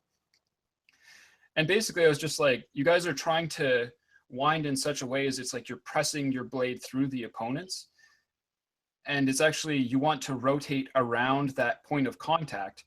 And when I started explaining that, I'm like, look, you know, if you rotate right by your hands, here's what it's like. And then if you rotate, you know, beyond the edge of your sword, you know, you'll make this cone shape so that the point always aims at the opponent's face. And that's kind of what helped that click together. And that's actually kind of, that realization is kind of what started the domino effect, where, so the way that I do it now is I try to group all of the techniques based on what the basic movement, what the basic underlying movement is, right? We'll say the essence of the movement. And then from there, I just put together all of the different techniques that use that movement. And then I start to look at the different scenarios. And usually what I found in this is that actually pretty much the basic technique is it's more important to practice the basic movement, and then the different scenarios. The thing that the opponent does is more what makes the other, if you're adjusting your basic motion to the specifics of what your opponent's doing, the specific technique will kind of come up automatically. And I really like this because when you do it that way, you don't have to select a specific technique. You're choosing one really basic tool, and it's, most of the tools are very flexible, so you can more or less use them in most situations, and they'll have a specific technique that they come out as when you do that. And you do have to practice the different situations. So that kind of leads into the concept of, you practice the basic motion, you practice applying that, but what you need is you need your opponent to, or your training partner, to give you all of the possible scenarios where you might do that, which is why I had to kind of group all of the, we'll say, techniques that use that together so that I could find out the actual context, the actual scenarios where you use that. And now what I do is, it's a lot more like, I have, instead of teaching, oh, here's, you know, a Vinden and here's a Duplieren, which are essentially the same thing. I'll just teach, okay, here's how you can move your sword in this, you know, from one upper hang-in to the other upper hang-in, right? And here's how you do this, and basically run through and help people get some of the applications. And the reason I have goals as one of the important, one of the parts of the topic, is because I try to give people goals when they're training. like I'll give them objectives. I'm like, okay, your goal is to keep your strong, or to get their weak to go onto your strong, and to aim your weak at their body, because that's the part you attack with. And I found when I do that, because I've had to do that to organize the Messer content, it's actually led to my guys making a lot more progress in longsword, for instance. And so the end result of these drills are something like, okay, we're going to work on the, what would you call, we're going to work on a Vinden motion, right? Maybe from like an initial starting position, right? And then the opponent just, or your training partner just does a bunch of different things to you. And you just try to figure out how to apply that motion to them. And if you're ever in a scenario where you're really unsure, then you can go, and that's where you look at the specific techniques, and that helps you figure out how to apply the technique, or how to apply the motion in the best way to the scenario. But from what I've figured out, this is one of the, it's essentially the exact same thing that your training does, Jay. Because it's, when you have a new scenario, oftentimes you have to practice against it a few times. Like we were actually practicing yesterday, and I showed you the displacement. I made a video about this, but when somebody kind of does the Pogen with a longsword and presses across and then tries to cut to the other side, you can get into an upper hang-in and stop their sword, but you actually have to practice it a bit. So what we'll do is we'll practice against that a few times, and then we'll add that into the drill where we have all the other things, and we'll basically work through each basic movement. And there's not actually that many. That's one of the really, I would say, confusing parts of Messer, is there's not a lot of fundamental movements, but there's a lot of techniques that result from them, and you can really get overwhelmed super quickly. And so most of what after working through every individual plate and trying to actually turn it into something that we could do that worked in the real world, then it was, how do I organize this into a way that a human can possibly understand? Because ostensibly, at least the Kushner understood how to fence with a Messer and could do all of these techniques. So I'm not sure if that's especially clear, but hopefully hopefully it makes some kind of sense.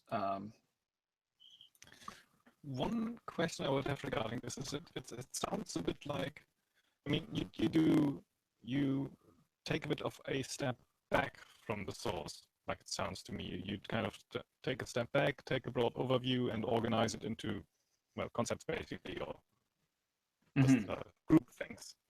How do you keep it then with your students on reading the actual source? Is that something you encourage? Is it something you demand? Do you do that as part of the class? Yeah. Essentially, you have to, like I said, every time you encounter a scenario where you don't know what to do, because it always comes down to, for instance, if I'm trying to teach somebody how to apply, or like how to do a Vinden and how to do a Duplieren and how to do an Absetzen, right? These are all historical techniques. And pretty much, I consider it to be from the instructor's perspective, they should know the thing, the canonical solution, we'll say, or at least the canonical solutions, because especially with Messer, there's like 10. And yeah, so the instructor really has the responsibility to make sure that they know these things. But when you're teaching it to someone who, essentially when you're trying to get somebody to be able to apply it, it's, if you can recognize the things that are not part of the historical aspect, you can correct them to doing the correct things. And usually it's like they're doing suboptimal actions, and the correct thing is usually the best thing anyways, right? The historical thing from the manual is usually the best and most efficient kind of solution using that motion. And you know, so most of the time what you're doing is helping them to, instead of go through and be like, here's a technique and here's a technique and here's a technique, it's like, here's the underlying principles that connect all of these techniques. And sometimes people will start to wander outside of that, but as I said, the instructor has to do that. Has to like correct them into doing the we'll say the historical application.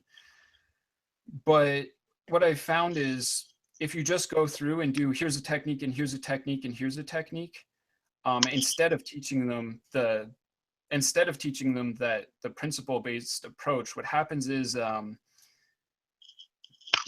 they will train in such a way as they do the correct technique, but they do it so slowly that if you have somebody who's just, if they go into free play and you just have someone who does this aggressively, who fights aggressively against them without really anything, a lot of times they'll stop and pause. So really the goal of it is just to take a list of techniques or a menu of techniques and turn this into kind of a general rule that if they follow it, they should do all of the correct techniques. And then if there's any major deviation, then you go back and you examine why we'll say the variant that they're doing or the deviation, usually because all of the historical techniques are just the application of the principles anyways. So if you work through it and you're like, okay, well, here's how this goes against this other principle, and then you work through that, then usually they'll end up correcting it and end up with, we'll say, the historical example. The reason I'm asking is because actually I don't know how it is for you, Jay. I mean, we kind of use the same sources for a good part, I think, actually. In Saber or Backsword or Bayonet or whatever we do, at least these later sources, for all of those, I always tell my students that go and read the source. Yes. And if you start with Hutton, just, do it from day one. With a bit of the later, well, not later, the earlier broadsword or backsword sources, I mean, that can be a bit hard and tough to do on your own. But if you have something like Hutton or the Roworth or even Anglo for a good part, I mean, with Anglo, you can just look at the posters you wrote. Oh, yeah. The system from that, basically. They are that good. I was doing like an okay version of Angelo at the age of 14. It wasn't great, but it was okay. But you can just like look at it and know what to do. Yeah. So I always tell my students, just read the source, because I've read it so often that I sometimes imagine things to be written in there that actually are not there. Yeah. I can basically always tell my students, read the original source. It will help you understand. It will help you follow class. But it's something that I can't really do, actually, or at least it doesn't work that well so far for sources like Le Kuchner. Yeah, I understand what you mean. It can confuse you. Yeah, like say I was getting a student to read Thomas Page, which is one of the more confusing manuals. Like, I think we're really lucky with these later sources in that, like, even Thomas Page and Lonergan, who are some of the most confusing writers ever, they break it down into principles, and they just like that's just what it is, right? So Angelo goes and describes 7 different parries that you use to block certain cuts, right? And then Page just says, you make a cross with his sword, you hit it at the fort. This is called, like, you cross with his sword. Or the other sources will say, this is like Taylor shows like an elbow lock, right? And that's like how you grapple, right? But Page takes it and just says, basically the principle is whenever you close with somebody, you're trying to break their center line and get them off balance, right? So I can do this either by binding his arm across his body. I can do this by lifting his sword arm up. I can do this with the Turkish disarm, or anything that resembles like an elbow lock or a disarm on the inside. But he teaches you kind of like the principle behind it. But I think it's really important, even if you're a total noob and the sources will confuse you, like, just read it anyway. Like, I don't know. That's what I think. Everybody should be reading it. Take a look at it, at least, for sure. Yeah. I don't know if that kind of answers that, Peter. Yeah, definitely. It's just with the Kushner, I can't do it as with as a good conscience, because that will Yeah. usually lead to a lot of questions. Here's I just wonder basically if you still encourage it for beginners to do, or if you well, just leave it gently later on, just out of curiosity, really. here's actually my solution to it, which has been like a 9-year endeavor actually, and like I kind of mentioned that I was working on an interpretation of it, and the goal of this was to well, one of the things that matters quite a bit to me is we'll say doing high quality work on the historical sources. It's like sometimes people will just be like, oh yeah, and here's a thing, it's in Telhoff or somewhere, blah blah blah, and then they'll do something that I'm like, I don't know if that is, like, I can't compare it to the original text, and it's just really dubious. So kind of what I've been working on is essentially an interpretation of Le Kuchner, and my goals for the interpretation were basically to, the whole reason I came up with this methodology of study was, or of training, was essentially to try to figure out a way to organize the content in there in a way that makes some sort of sense, because all the basics are mixed randomly out throughout the back. It's like, oh, all of a sudden he talks about the 4 guards like partway through the book, like, and you're like, well, you've been using these, like the first thing are the plays, which are useful, but I don't know if I would start with that. And then he talks about like some of the most fundamental stuff at the very end, after he's gone through like advanced grappling techniques. And I'm just like, okay, if my initial impression was just, okay, if I reorganize some of this stuff and then like do an interpretation with some pictures and some trying to clarify it a little bit, then no, it should all fall into place. But then I started to realize that there's actually a lot of complexity to, like, you have to come up with a little bit more complex structure than that. And that's kind of why I started looking at it in terms of like, well, how can I group these techniques together? And the thing that makes the most sense from a practical perspective is the, like I was talking about before, is the underlying fundamental movement.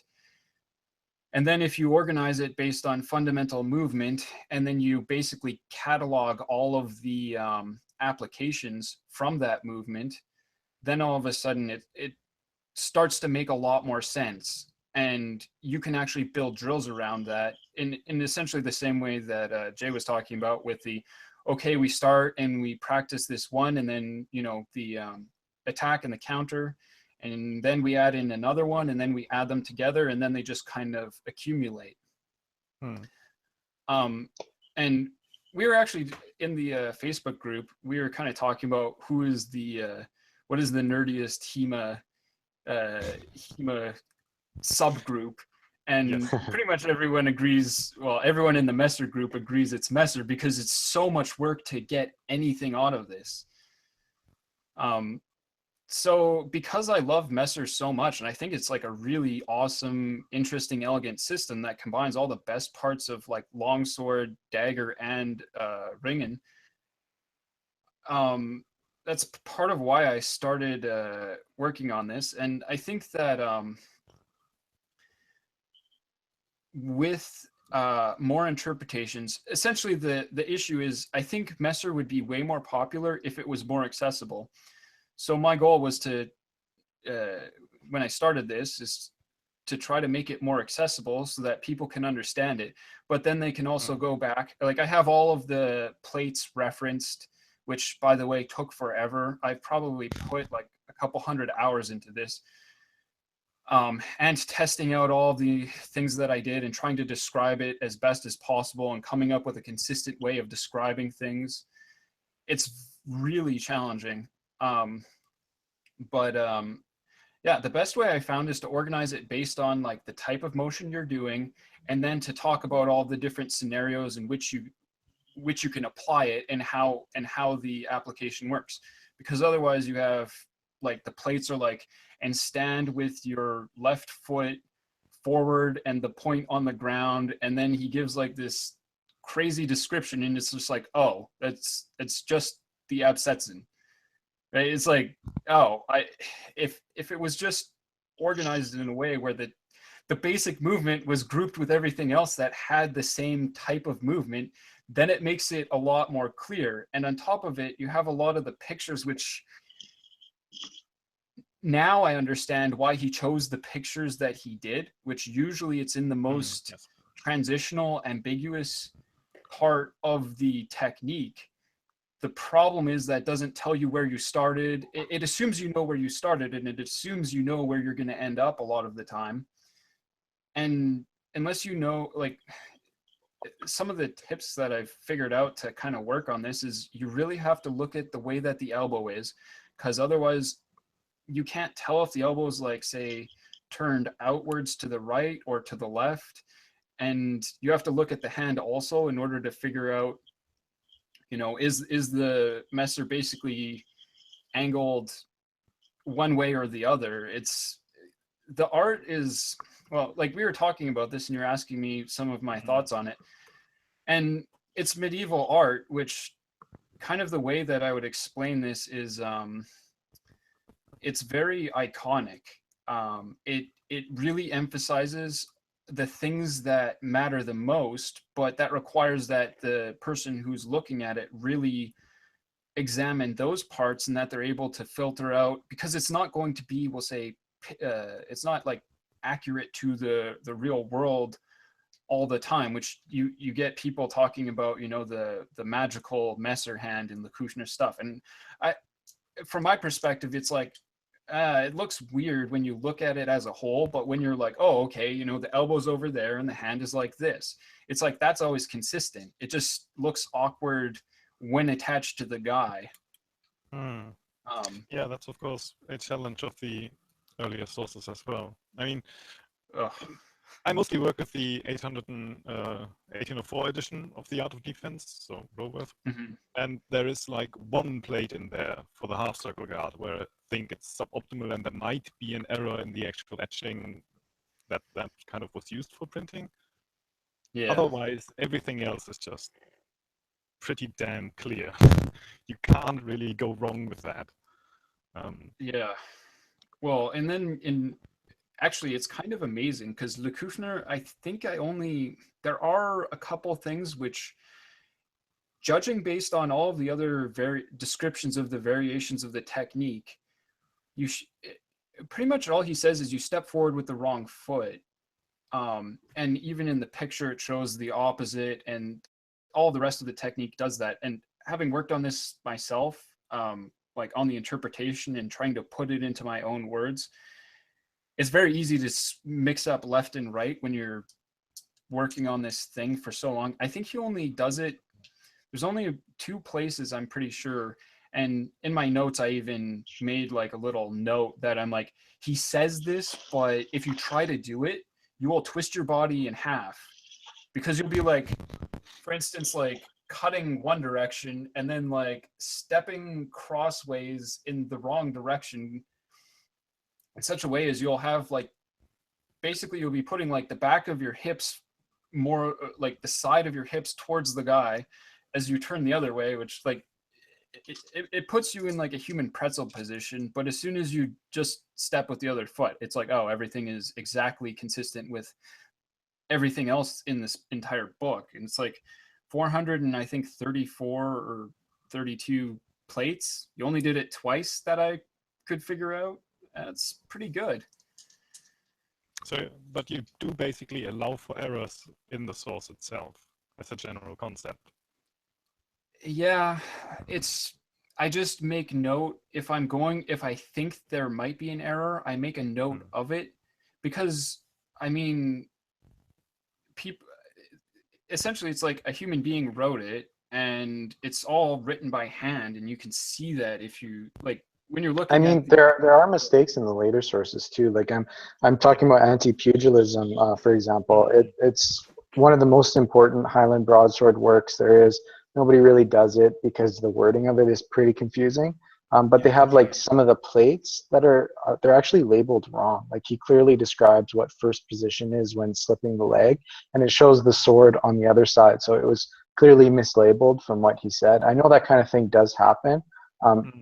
I think some people have in the past like made errors and saying, or they kind of said like, oh, this is for sure an error in the book, but it ends up being like totally correct, like the way that it's described in the book with the plate. But they do make errors in later sources, and that's just what happens. I don't think they had the same type of proofreading, and even now you can find errors in modern books all the time. Yeah. So Well, I that's think you why have to I allow for a mentioned little bit of it, but as a rule, it's probably, most things are definitely probably not an error. It just might happen every once in a while. my assumption is it's not an error unless there's very strong evidence otherwise, and even then, like, and the thing I'm working on, I put notes so that it's like, I'm like, well, I've interpreted this just to use the other leg. Everything else is the same, but when you look at every other variation of this technique, because as I said, he has like 50 of everything. It's just like he says it with this leg in the like in his original work, but I've interpreted it to be the other one, and I think this is just like a clerical error. But it might be, it might not be. Therefore, I just have it stick out like as a, asterisk, because I'm not going to claim that it's like, yes, he was absolutely wrong. It's just I think he may have been wrong, and it tends to be way more like, essentially the structure doesn't work very well if you do it the other way. So what I would do in that case is pretty much exactly what you described. I would do an interpretation that's exactly what he says and exactly what's shown, even if it's awkward or it doesn't really work. And then I would put an alternate version of what I think was meant. yeah. That's the best way to do it. I'd agree. Yeah.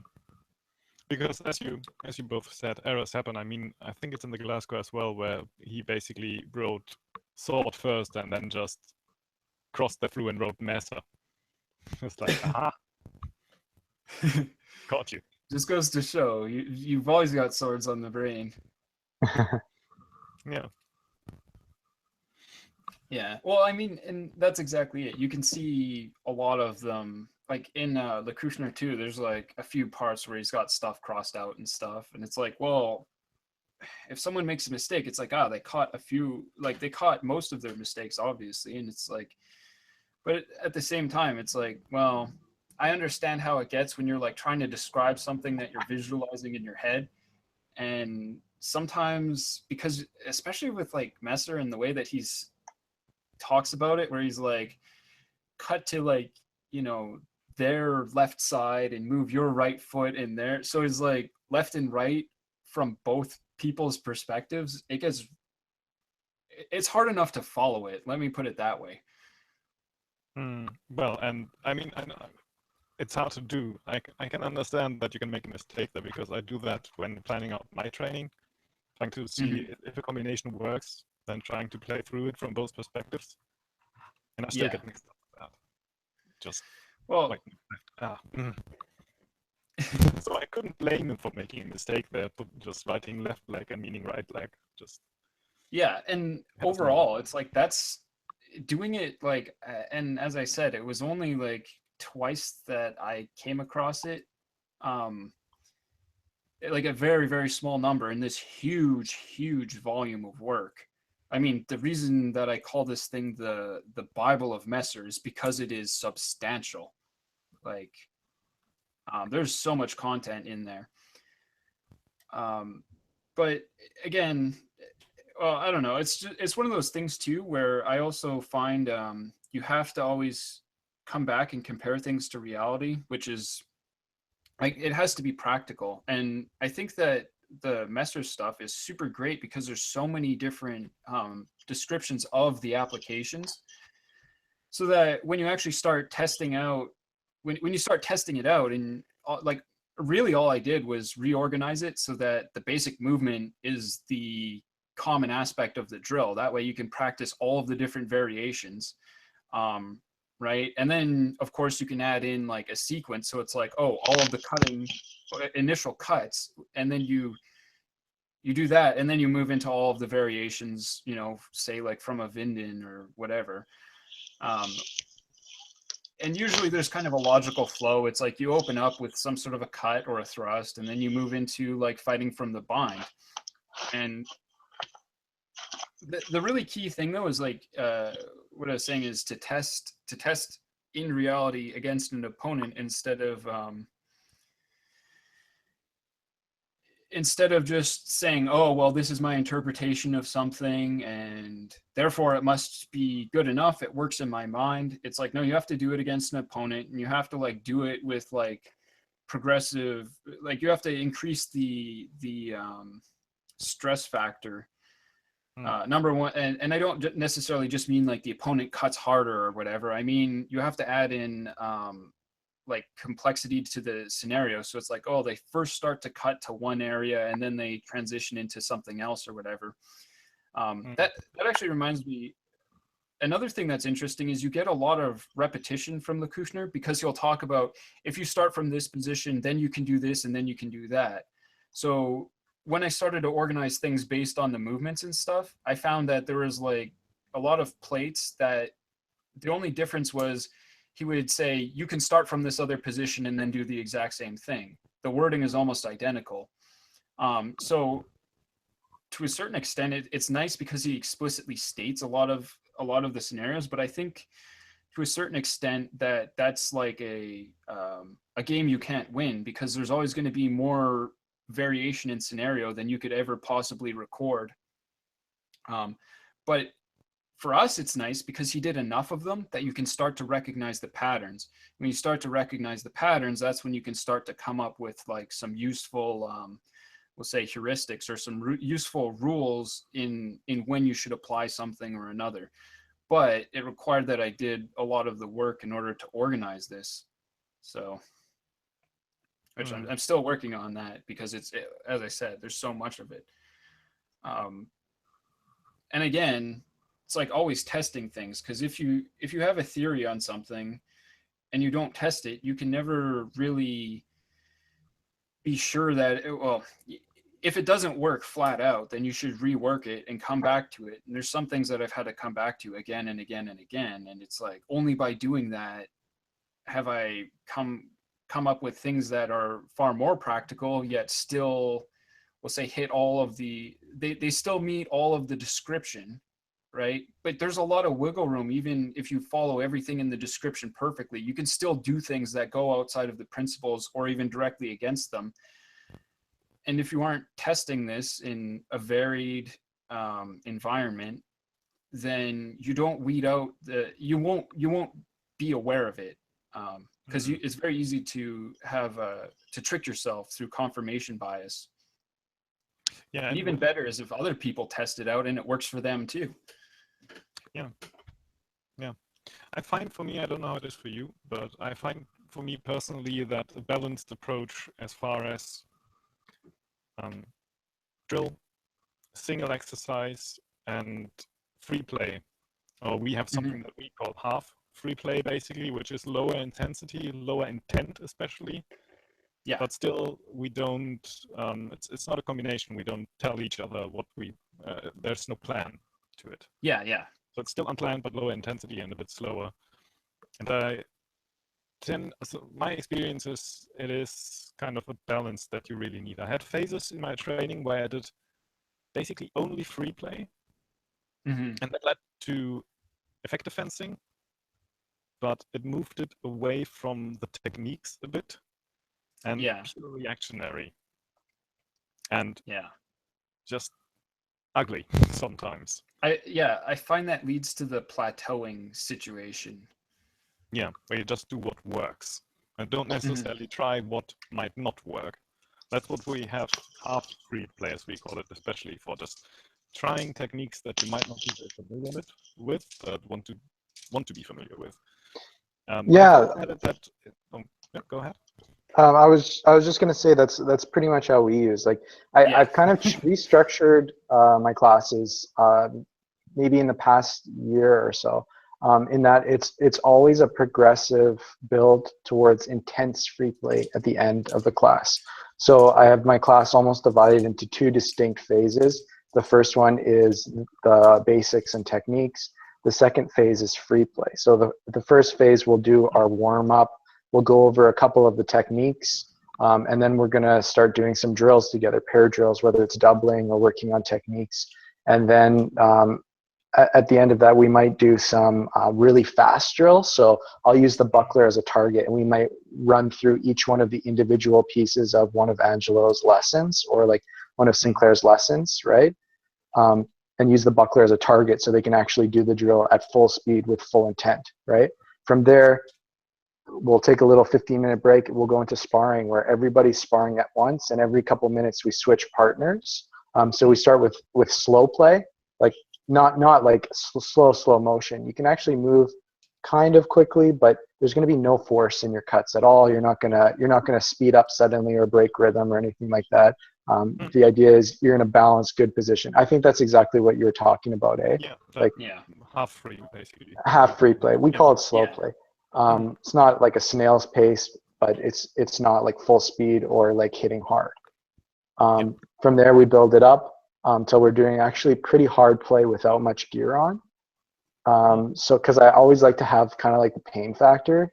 I know that sounds a little savage, but I like to keep that real, because when you're fighting kind of hard with not a lot of gear on, maybe using the synthetic swords because it's safe, like you're gonna try to avoid getting hit.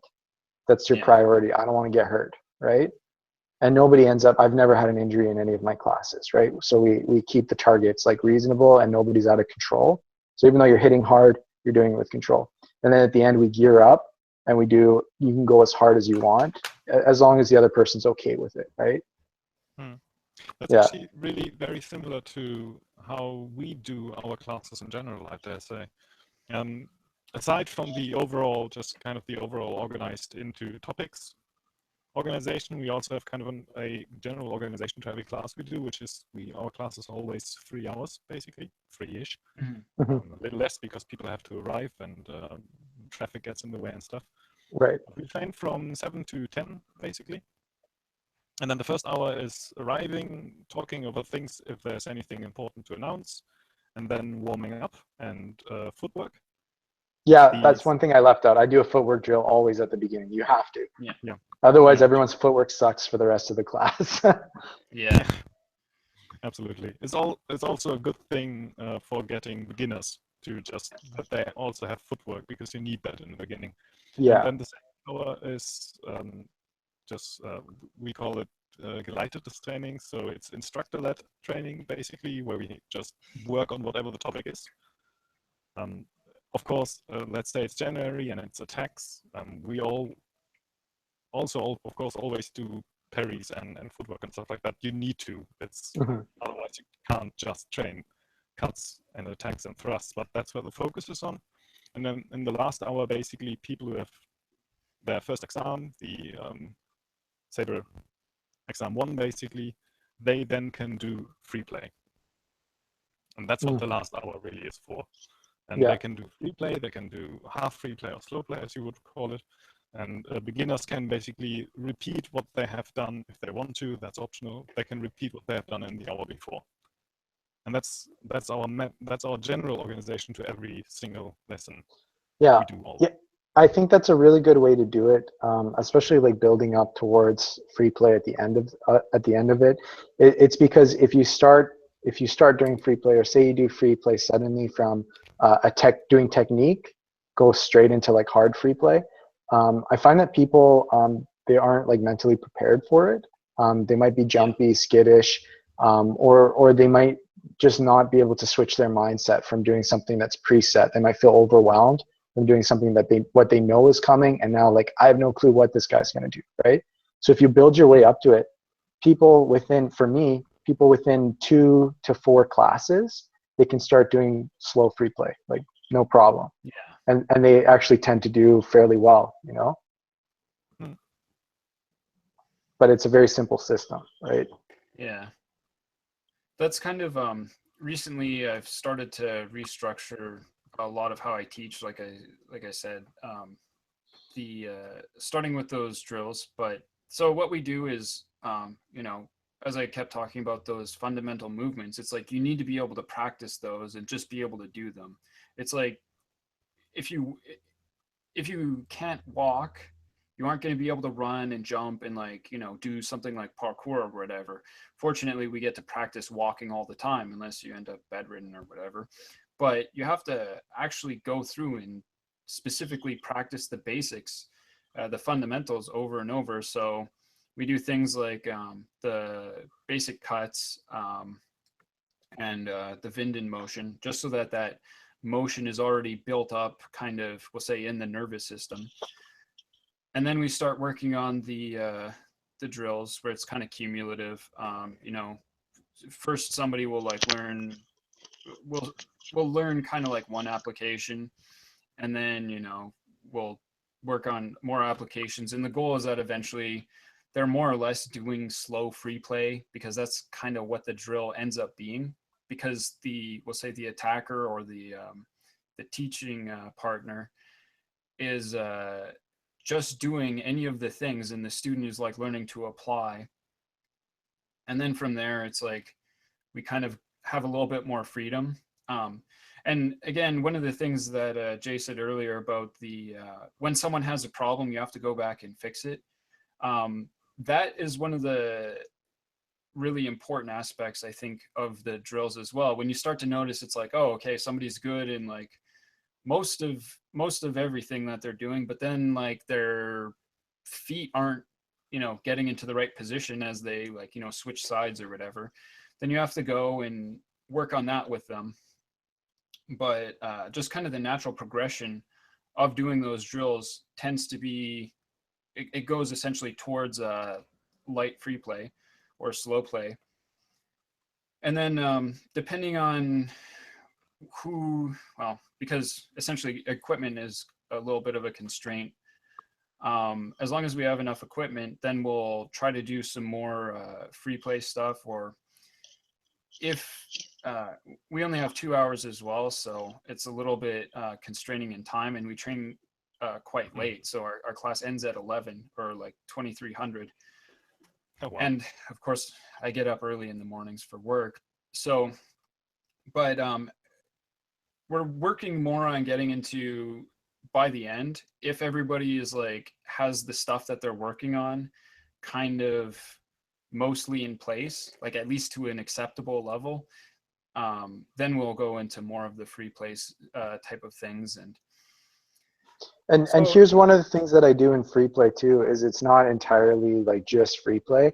If I have a guy that is leaving an opening, say on the outside of his arm when he's in an outside guard, I will repeatedly hit that spot over and over and over and over again until he learns to withdraw his arm a little bit, or to get the guard in the correct position so that opening isn't there. So as we're doing free play, even the hardest form of free play, I'm also coaching the guys, and we might just stop and work on that thing while still kind of doing free play. Like there's not a ton of talk that goes on. I'll just say, look at your arm, and I'll just say, go like this instead, you know, whatever. And we just keep on going. But the key thing for me is I don't talk overly much during my classes. I don't over explain things to my guys, because I find when I do, like I'll do like a quick thing on true time. But the main thing is that people have to be like experiencing these things themselves, right? And like you can explain it to somebody until you're blue in the face. You can explain like why you should do true time, right? But until they experience that, or you can explain why you need a rear weighted stance in saber, right? But until they experience like, wow, I'm really able to shift quickly, you know, like it's kind of pointless. Yeah, that's a really, really good point too, is when we do free play, a lot of the time, I always think of it more as like a diagnostic tool. Or Mark Ripito talks about the concept of training, and I really like what he has to say. It's like, and he was talking about this in terms of strength training, but it's really applicable to swordsmanship if you have a little bit of imagination. And he talks about so exercise is just going out, moving around, you know, getting yourself like hot and sweaty, as he calls it. And then there's like practice, which is just working on one movement to like execute the movement as perfectly as possible. And then there's performance, which is going out and like doing the maximum amount, like lifting the maximum amount of weight that you can. So in swordsmanship, it's kind of like, and what he considers training is doing exercise and practice in a way that will increase your capacity for performance. And I think that, you know, if you think of practice as, okay, doing the basic cuts, doing like the basic movements and all of that,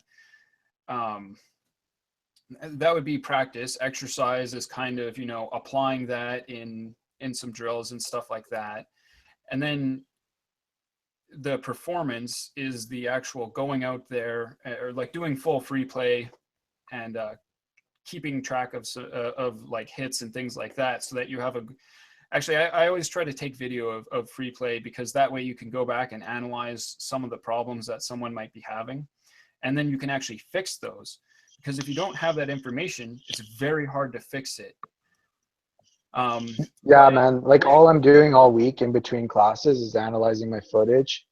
Like I'm kind of like, I don't know, OCD or like a bit of a perfectionist in that regards, is I'll just analyze my footage and I'll just be at home drilling all the time, like to fix that. And then when I get my chance to do free play, yeah, I'll like just go for it. Yeah. What we It's do like, for that is, well, oh, I was just gonna say, it's like I kind of think of free play in a lot of ways as kind of like the way that you diagnose problems, and it helps direct the rest of your training, so that next time you come back to free play, like instead of being like, oh, am I amazing at swordsmanship? It's like, am I progressing? That matters so much more. It's like, are you a little further ahead? Do you have a different problem? You always have a problem, but is the problem changing?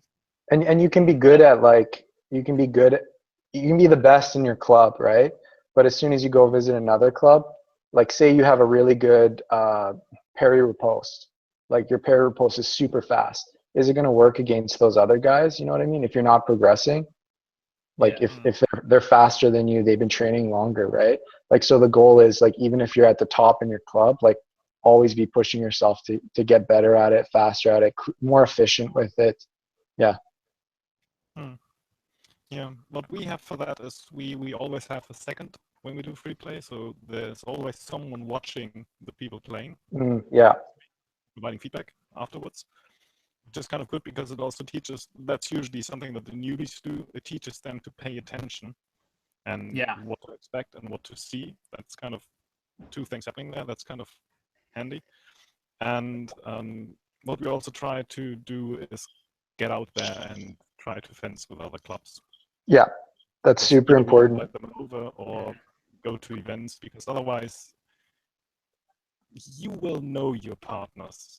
I mean, sure, there's always someone new coming to the club, but you will know the guys after a while. Yeah. I know their quirks and they know mine.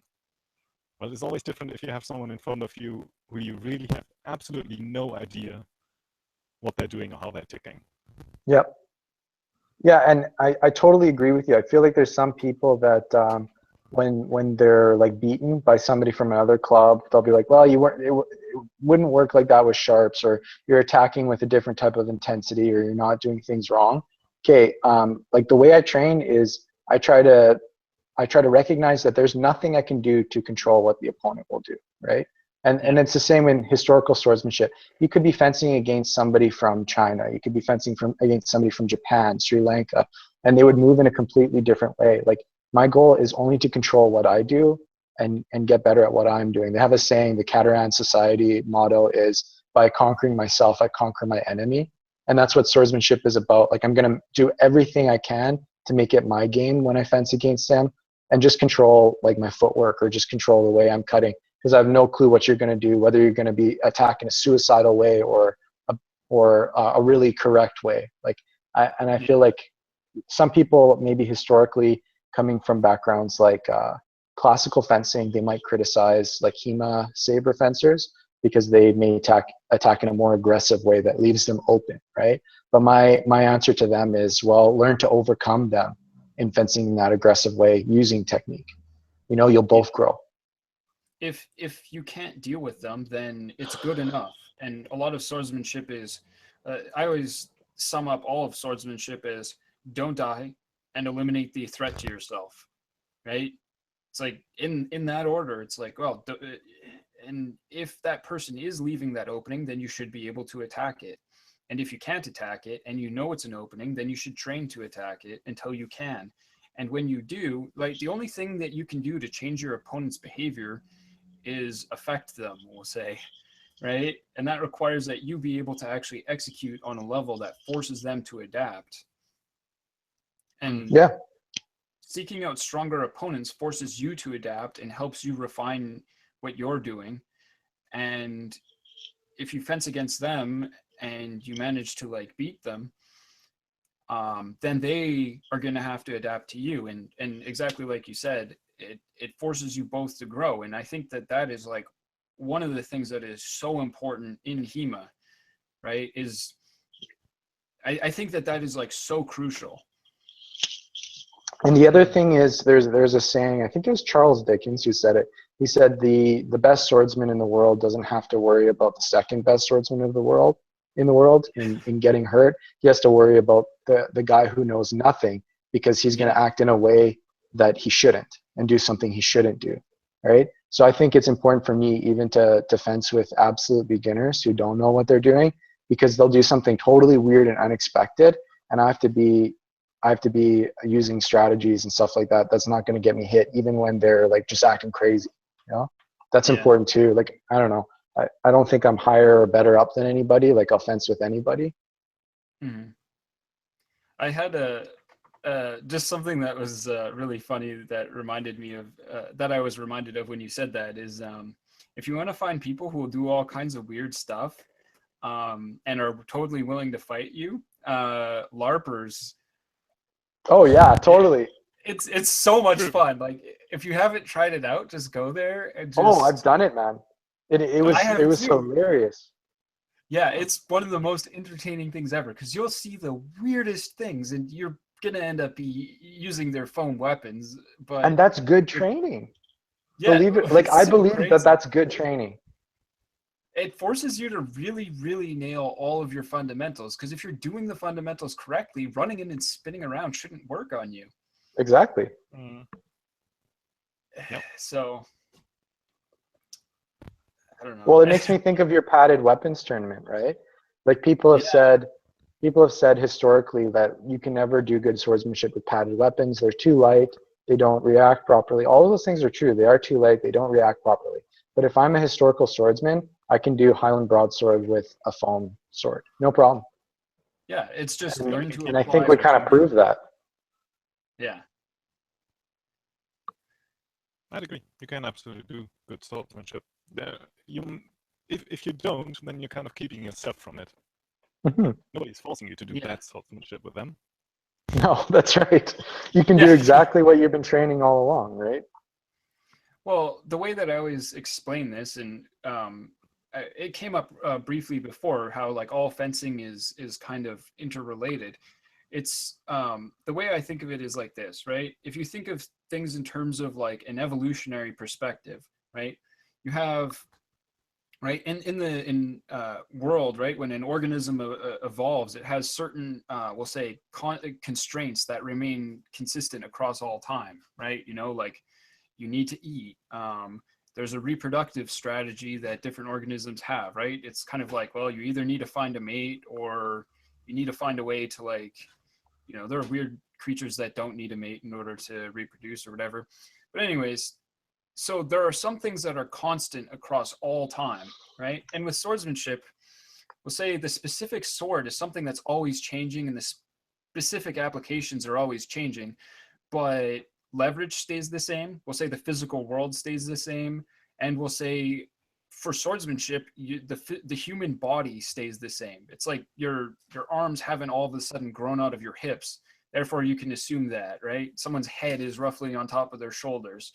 So you can assume that that's going to more or less be a constant. And if you hit them in the head, it's going to have a certain result that you can rely on. And so as a result, if you look at swordsmanship and you start to analyze it, you get a lot of convergence points, right? These things that are arrived at independently across all cultures. And it's like when you when you start seeing those manifesting, it's like, yeah, that's usually a good sign. Yeah, and I think that a lot of people complain or give a hard time to sports fencers or like Olympic style fencing, because they'll say like, you know, like running and jumping, like that's not a real technique and stuff like that. And yeah, it's not the safest thing to do. But I know when I fenced against Chinese swordsmen, they use move like that, right? Like, and that's totally cool in their system to like do a jumping cut or like a flick where they're using their like straight sword, like they'll do like a flicking cut over top your guard and hit you on the wrist. Like, so I'm not just going to say that like, hey, that wouldn't work in real life, so I'm not going to train against that. Like, if he can do it, I should be able to at least be willing to try to overcome it. Well, the motto for my club is Sprechen mit Aktionen, which it literally means speak with actions. And it's like, yeah, if you're going to say something like, oh, well, that wouldn't work in real life, you have to say that with actions. It's useless to just argue with people. It's just something that drives me absolutely nuts when somebody will just talk and talk and talk and talk about swordsmanship, and they're like, oh, well, this technique wouldn't work because of this and that, and they'll spend all day arguing their points up and down, and they can be really convincing, but then at the end of the day, it's like, does it work? Right? If it doesn't work, shut up. And it's like, either make it work or come up with something that does work. But like simply arguing, oh, well, you can't do that because that's not something that, you know, is good fencing or whatever. It's like, well, did it hit you? If it did, then you should train against it until it doesn't hit you, right? Yep. You should, it's like, be harsher with yourself rather than arguing with your opponent about what they should or shouldn't do, right? Make yourself better. So, yeah, I totally agree. on that uplifting note, we've been at this for about 2.25 hours, so I think that's a pretty good stopping point. This was a really awesome stream. I'm really happy with how this turned out, and I'd like to do this again. Definitely, I made notes. I made notes. You have some good subjects, Peter, for next time? Well, I made notes for myself. I have to. Oh, okay. A lot of things I might have to look at. But one thing I thought that might be interesting is, I don't know if it would really work, but maybe give an example lesson plan. Yeah. Yeah. How would you do a typical lesson? How would you put that on paper? How would you try to organize that? Mm-hmm. That would be interesting to put some bit more substance maybe behind the words we exchanged today. Yeah, that sounds like a good plan. Well, this is another thing too. I think if we, because one of the things that I want to see more of is, in general, is going back to what we just talked about briefly, is more people kind of interacting and making videos demonstrating the things they talk about, and also like connecting them to the source material. And that way we can kind of, basically very similar to the video that you, made with the Messer. And I think if there's more of that, and there's more, we'll say, critical review amongst different clubs and all of that, it will start to, I think it will benefit everybody a lot more, make things a lot tighter, the interpretations a lot tighter, and just improve the quality of everything that we're doing overall. Yep, so definitely. If we come up with the kind of sample lesson plan or whatever, and then we make a video about it, and then we can kind of talk about it, and then people can actually look at what we did, I think that would be really good. Yeah. So Good try. Sounds like a plan. We have homework now. All right. I just would like to thank you both again. It was super awesome talking to you, and I look forward to talking to you again in the future. Awesome. Thank you both. All right. Yep. Have a good rest of the day in your case. Yeah. Thanks. For me. Bye All now. right. Bye. Bye-bye.